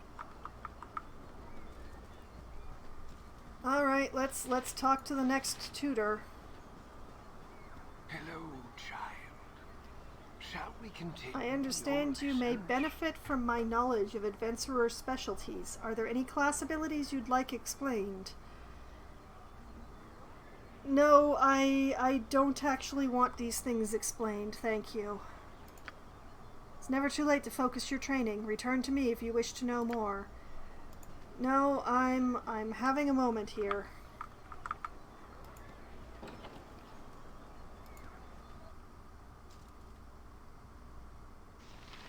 Hello? Right. I should have joined the army. Ugh, what a mead-filled night. That hull is just too much. Poor Sap had to go man the gate this morning, too. I don't know how he does it. What can I do for you, anyways? Yeah, the Mead would explain why Hull forgot to put his sword on this morning. He sent me to fetch it for him. Nothing, really. I was just nosing about. I was wondering if you had any errands I could run. I was just nosing around, Fuller. Yeah, well, don't think this headache means I'm not keeping an eye on you. Which one is Hull's? Touchy touchy. Hull's long sword and an antidote. Alright, yep, that's what I was looking for, thank you. Who are you? You don't stand still long enough to find out.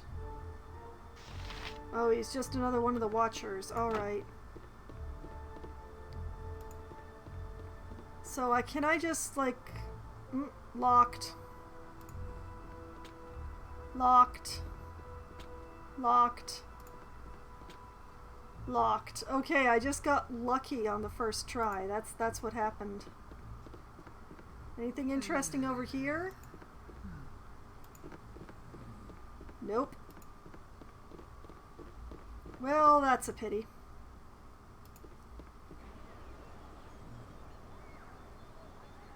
Yep. Okay, so the question is, do I go back around to Hull the way I came, or do I continue around the circle? I might as well go back. Either way, I'm gonna end up repeating Everything myself feels a bunch. possible on a beautiful bright day. But at least I don't have to stop and talk to people. Because I've already talked to this lot. Hull, hi, there you are. I want to keep your sword, but took your sweet time, didn't you? Goran's a fool for trying to bring you up right, and you can tell him I said so, too. If I didn't know any better, I'd say this whole iron crisis is the result of twerps like you wandering off with people's swords. Here's 10 gold pieces. Now get out of here, I'm on duty. Hey, I didn't wander off with your sword. I thought about wandering off with your sword, but I didn't. Shouldn't I be rewarded for that?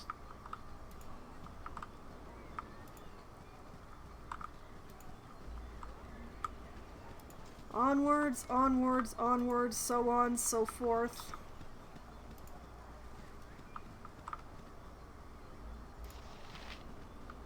What do you need? Heh, you're a wonder you are. Stick with me and we'll go far. Well, okay, stick with me and we'd probably never leave the walls of Candlekeep, would we? Good thing you ain't wearing none of that metal armor, though, as I hear the bandits out there would just as soon kill you as look at you get it off your back. I just hope this whole iron crisis business is wrapped up soon. An iron crisis?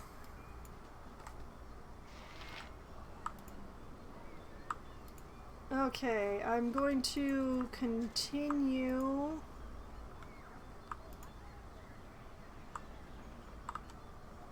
Okay, now I know that the inn is the place where I was supposed to have gotten equipment, which is hilarious, but I'm going to look and see if there's anybody down here.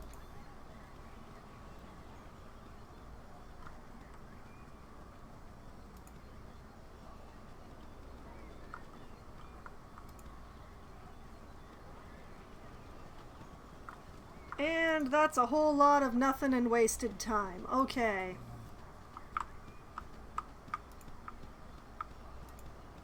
Back to the inn.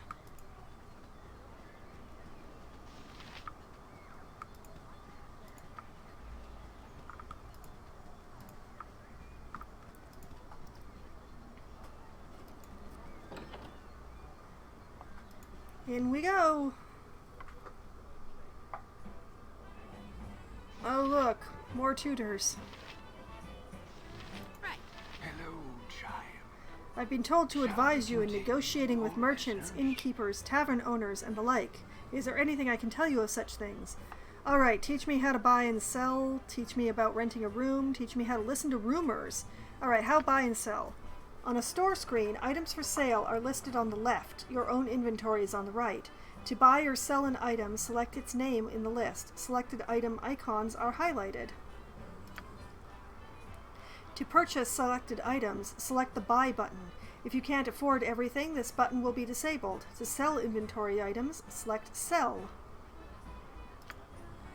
Most stores mark up prices on merchandise. If you sell something, you won't be able to buy it back for the same price. What more would you like to know? Alright, renting a room? When you're in a town, you won't be able to sleep in the street. Instead, find an inn with rooms available. Select a room from the options shown, then the Rent button to have your party rest there. The more luxurious the room, the more hit points your party will recover resting in it, but even the sparsest accommodations are superior to the forest floor. Alright, how do I listen to rumors? If you want to listen to people talk, you'll need to drink with them. Choose the beverage of your choice from the list, select Buy, and listen. Not everyone will say something worth hearing, but occasionally you might hear some tidbit that will turn into a quest you can complete.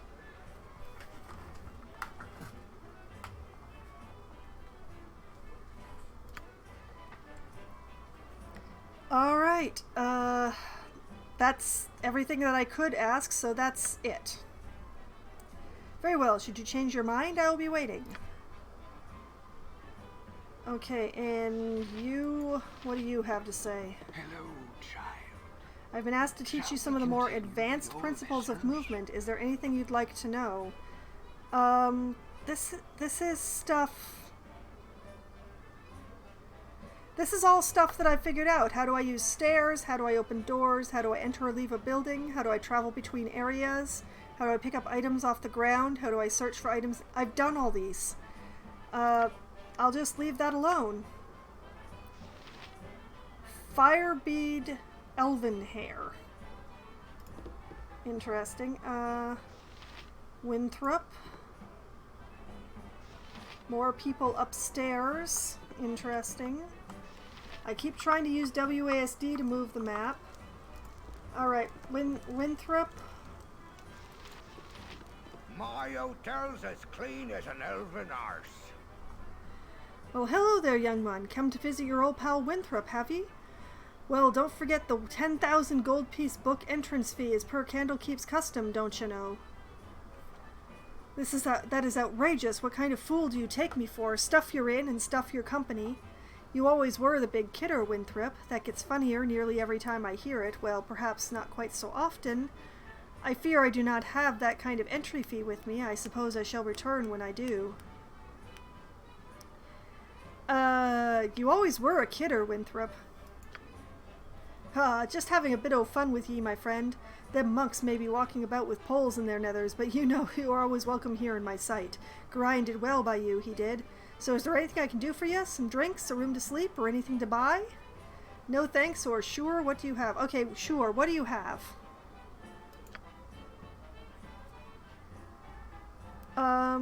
Obviously I'm not going to be renting a room. Buy and sell. Buy and sell. Can I afford anything good? I would like a bow, but I will also take a long sword. Composition longbow is definitely well out of my price range.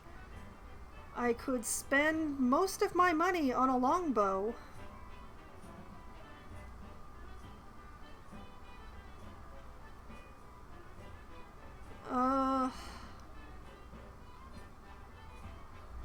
Let's see, is it all weapons in here? Oh, there is also armor. Okay, alright.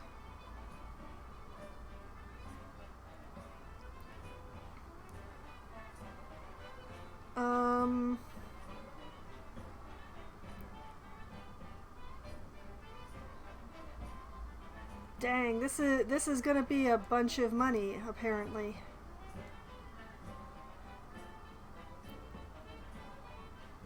So...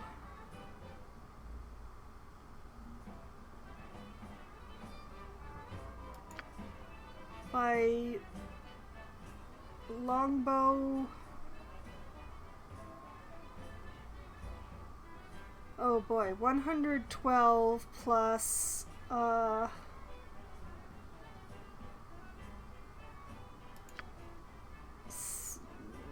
gonna take the regular leather armor because it's a bit less expensive, sorry. And can I still afford a longsword on top of that? I could?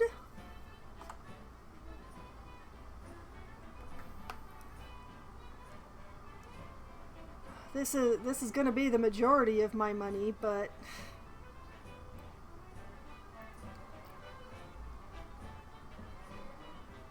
okay, if I sell the gem and the ring, that will. I don't love spending so much money in one go, but I really want that longbow.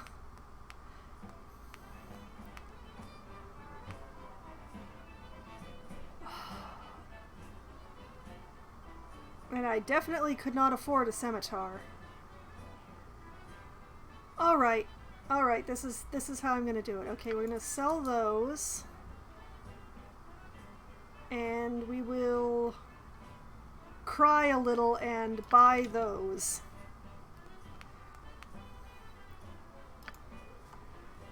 Alright, and let's pause for a moment and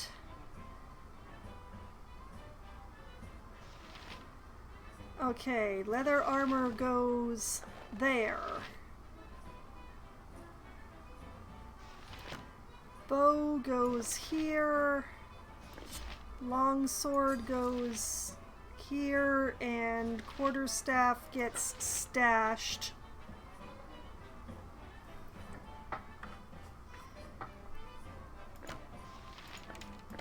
And we're actually gonna switch the bow and the sword. Why are you doing this to me? I want the...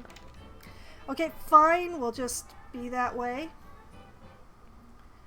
I have 38 whole coin left. Go me. I will hang on to that for later. Okay. And we're going to make that choice permanent.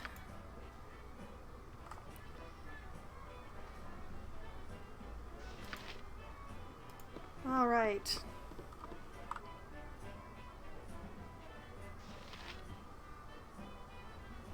How do I switch weapons? I actually want the bow to be my main weapon.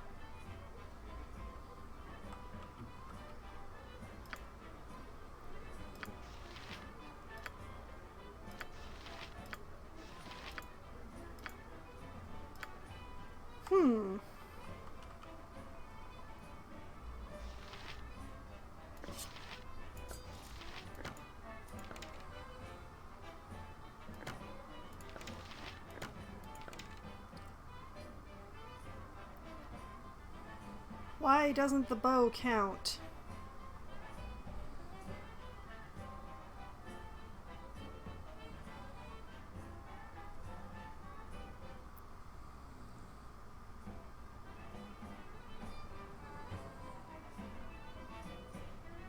Because I don't have any arrows. Oh, of course.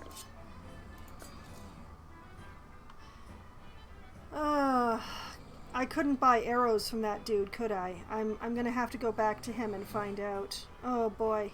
I'm... Hey, about our arrows. My hotel's as clean as an elven arse. Do you sell arrows, sir? Throwing dagger, dart, bullet, arrows. Oh, thank goodness they're inexpensive.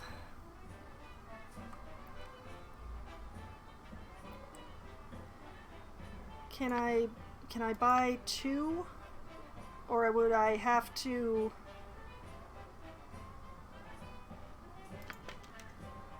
I guess I have to do it one at a time. That's great. Okay. Now that I have corrected that oversight,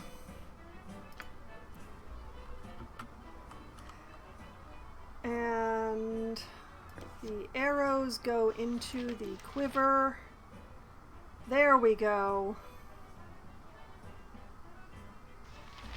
Although, I think I actually do want to have the sword as my default equipped one, just so that I don't burn arrows by accident with the AI. Okay. Alright, I have succeeded in my personal intelligence check. Let's go talk to Firebead. It's hard to find decent folk nowadays. Ah yes, I'm back within the hallowed halls of Candlekeep. With this iron crisis upon us, the trip from Bregost was more hazardous than I care to relate. You're Gorian's ward, aren't you? My, you've come into your own, if you would permit an old man jealous of youth to say so. I left an identify scroll with Tethrol in the inner grounds. He should be done examining it by now, so if you could fetch it for me, I'd be grateful. Oh... Another fetch quest. How many of these am I going to have before I leave? Okay, upstairs? Gotcha.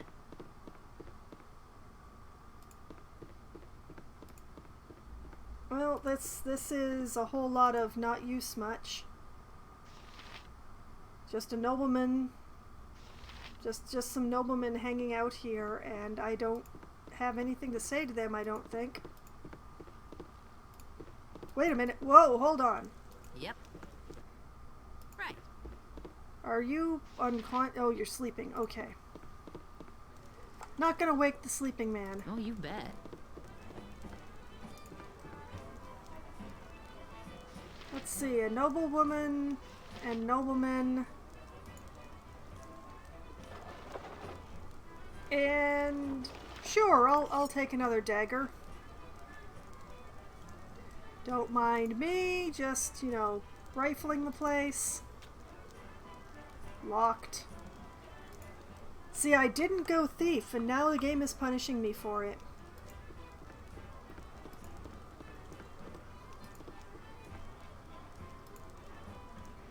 Alright, let's Okie doke. go over to the inner court, which I think it was that place that Hull was standing by.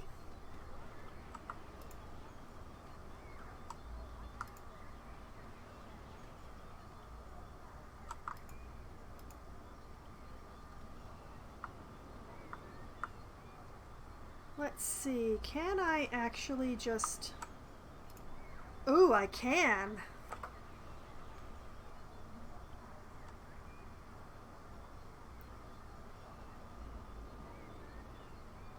Here she comes, walking down the street. She just gets the funniest looks from everyone she meets.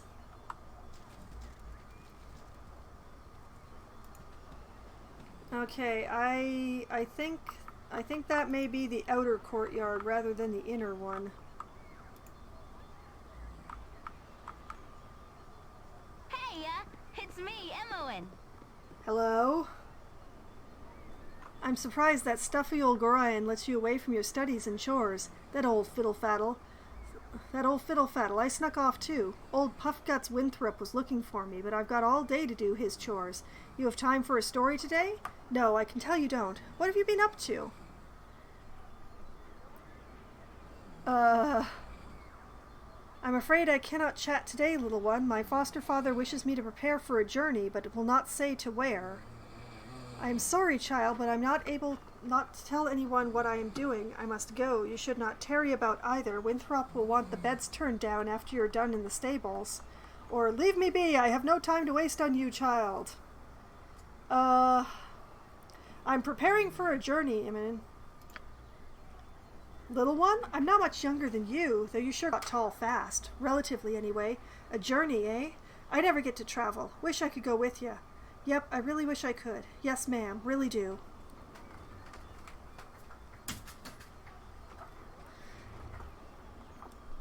Alright, alright. I get the message. I'll ask if you can go with us. There's no way you can come. Gorion will never allow it. You would only slow us down. Stay here where you are useful.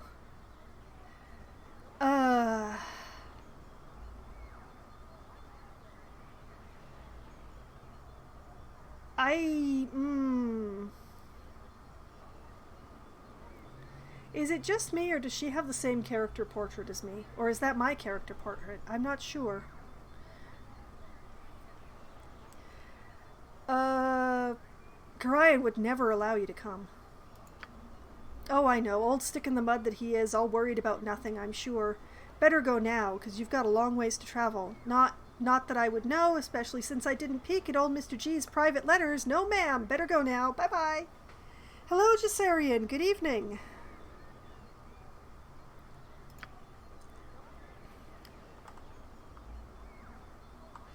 That is true. There is a fox in the way of my character portrait.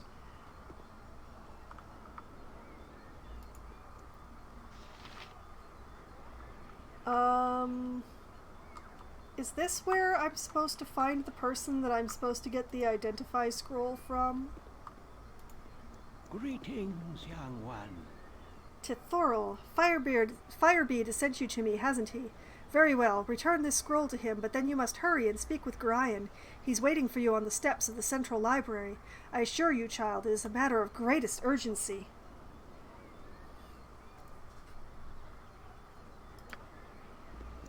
Well, let's see here. If I pause, then... Nope, I can't actually...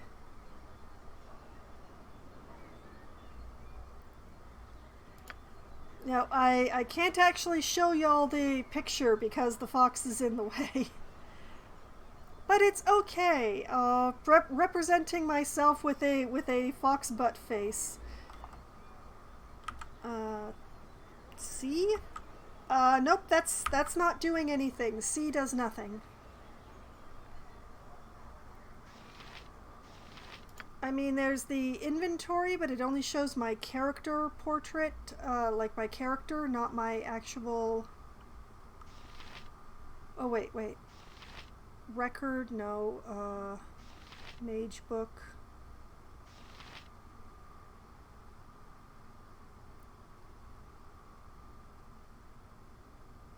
The one below.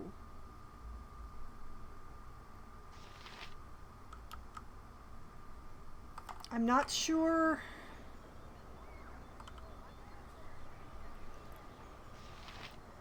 Quick save. Options. Re-scroll, mage book, record. Record? There we go! There's the character portrait.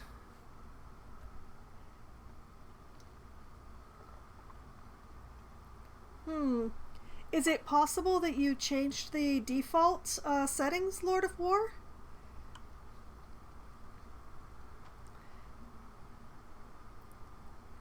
Yes, it is a slightly different portrait, but, okay, well, while we were at it,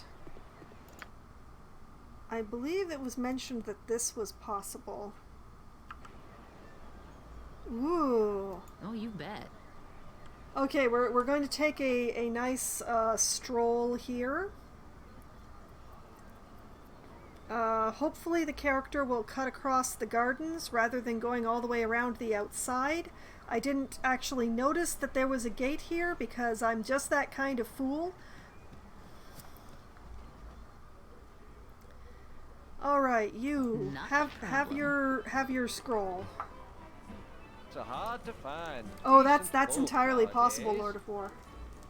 I'm glad to see that age has not hardened your heart towards an old man such as myself. I'll take all of your identify scrolls. I have a great use for these type of scrolls. Here, allow me to cast a little spell on you. It will protect you from any evil you might meet tonight.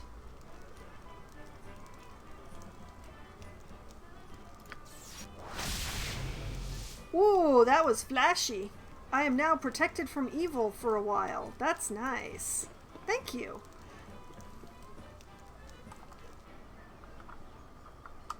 Gotcha. Okay, Alright, what do you have to say me? If you wish, I can advise you on how best to survive the challenges that the world may throw at you. What can you tell me about fighting my enemies? Tell me about Thaco? Tell me about armor class? Tell me about saving throws?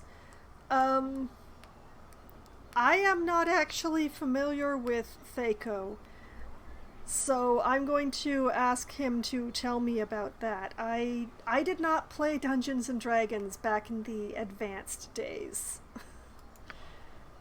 Thaco, or to hit armor class 0, is the number your attack roll must meet or exceed to successfully hit a creature with an armor class of 0.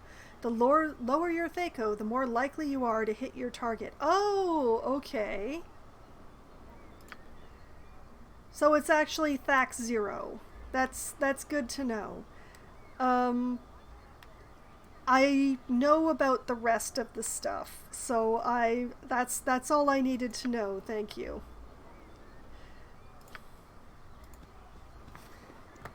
Okay, so my tutor is waiting for me on the stairs. So let's walk to here.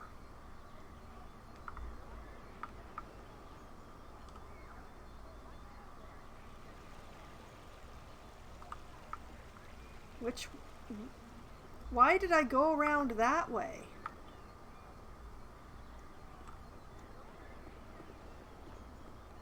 Alright, and before talking to him, let's save. I've had a little bit of a difficulty with games crashing on me, so I'm a little paranoid about saving. What I will do... Actually, now that I look at the time, I'm going to talk to Garayan next week. Because my stream has run a little bit long. So this is actually where I'm going to call it a night, and I will get past the starter town next week. I'm sorry, I spent the entire stream on character creation and what basically amounts to the tutorial. I apologize. That's what happened. In any case, I use my YouTube channel as an archive, so this stream will be going up on there next Friday, and the successive sessions of Baldur's Gate will also be archived on that channel, which I've just had my bot. Oh, you're welcome, Jassarian. It is my pleasure. And I will be back again tomorrow night. Starting at 7:30 p.m. Eastern Time, I will be playing Lost Ark for MMO Monday. I will be on my bard in that one, crashing around killing monsters and continuing the story quest and trying to be awesome. Possibly running some dungeons, chaos dungeons, doing a guardian raid maybe? I am more used to saying thank you to my audience than saying you're welcome to my audience. Yes, Jassarian. It's not just you, it's just a general thing. And then after that, I will be back again on Wednesday night, starting at as close to 7 p.m. as we can get together enough people to form a room. I will be playing Among Us with a pack of my mostly local to me, mostly writers, all friends, all out of their minds. We'll be running around, stabbing each other in the back, lying to each other about where we were, trying to pin the stabbing on other people, and generally having a lot of fun and making a lot of noise. I would definitely say the Wednesday streams are the most chaotic on my channel. They're also the only ones that are not fully archived on the YouTube channel, so if you want to see what's going on in Among Us, you have to tune in on Wednesday. Then I will be back again on Thursday night, starting at 7:30 p.m. Eastern Time. I will be playing Surviving the Aftermath for Try Not to Die Thursday. I will be continuing to keep my colony alive and hopefully happy and healthy. and hopefully not growing exponentially. They keep having kids. Why do they keep having kids? And continuing the main story and trying to get that done and completed. Well, at least to continue on that one. Many things happened last Thursday, and I hope many more things will happen this upcoming Thursday. And then, next Sunday night, starting at 10 p.m. Eastern Time, I will be returning to Baldur's Gate and finding out where Gorion and I, hopefully Gorion and I, are going. And whether or not I'm going to ever have a party, here's hoping. So, that is the upcoming week in my schedule. There's lots to do and lots of butts to be kicked and all those various fun things. So, tonight has been a lot of fun, even though it was also a massive number of tutorials. And I hope that all of you had at least as much fun as I did and are finding this game interesting. And I hope to see you again in my next stream. Have a great night. Good night.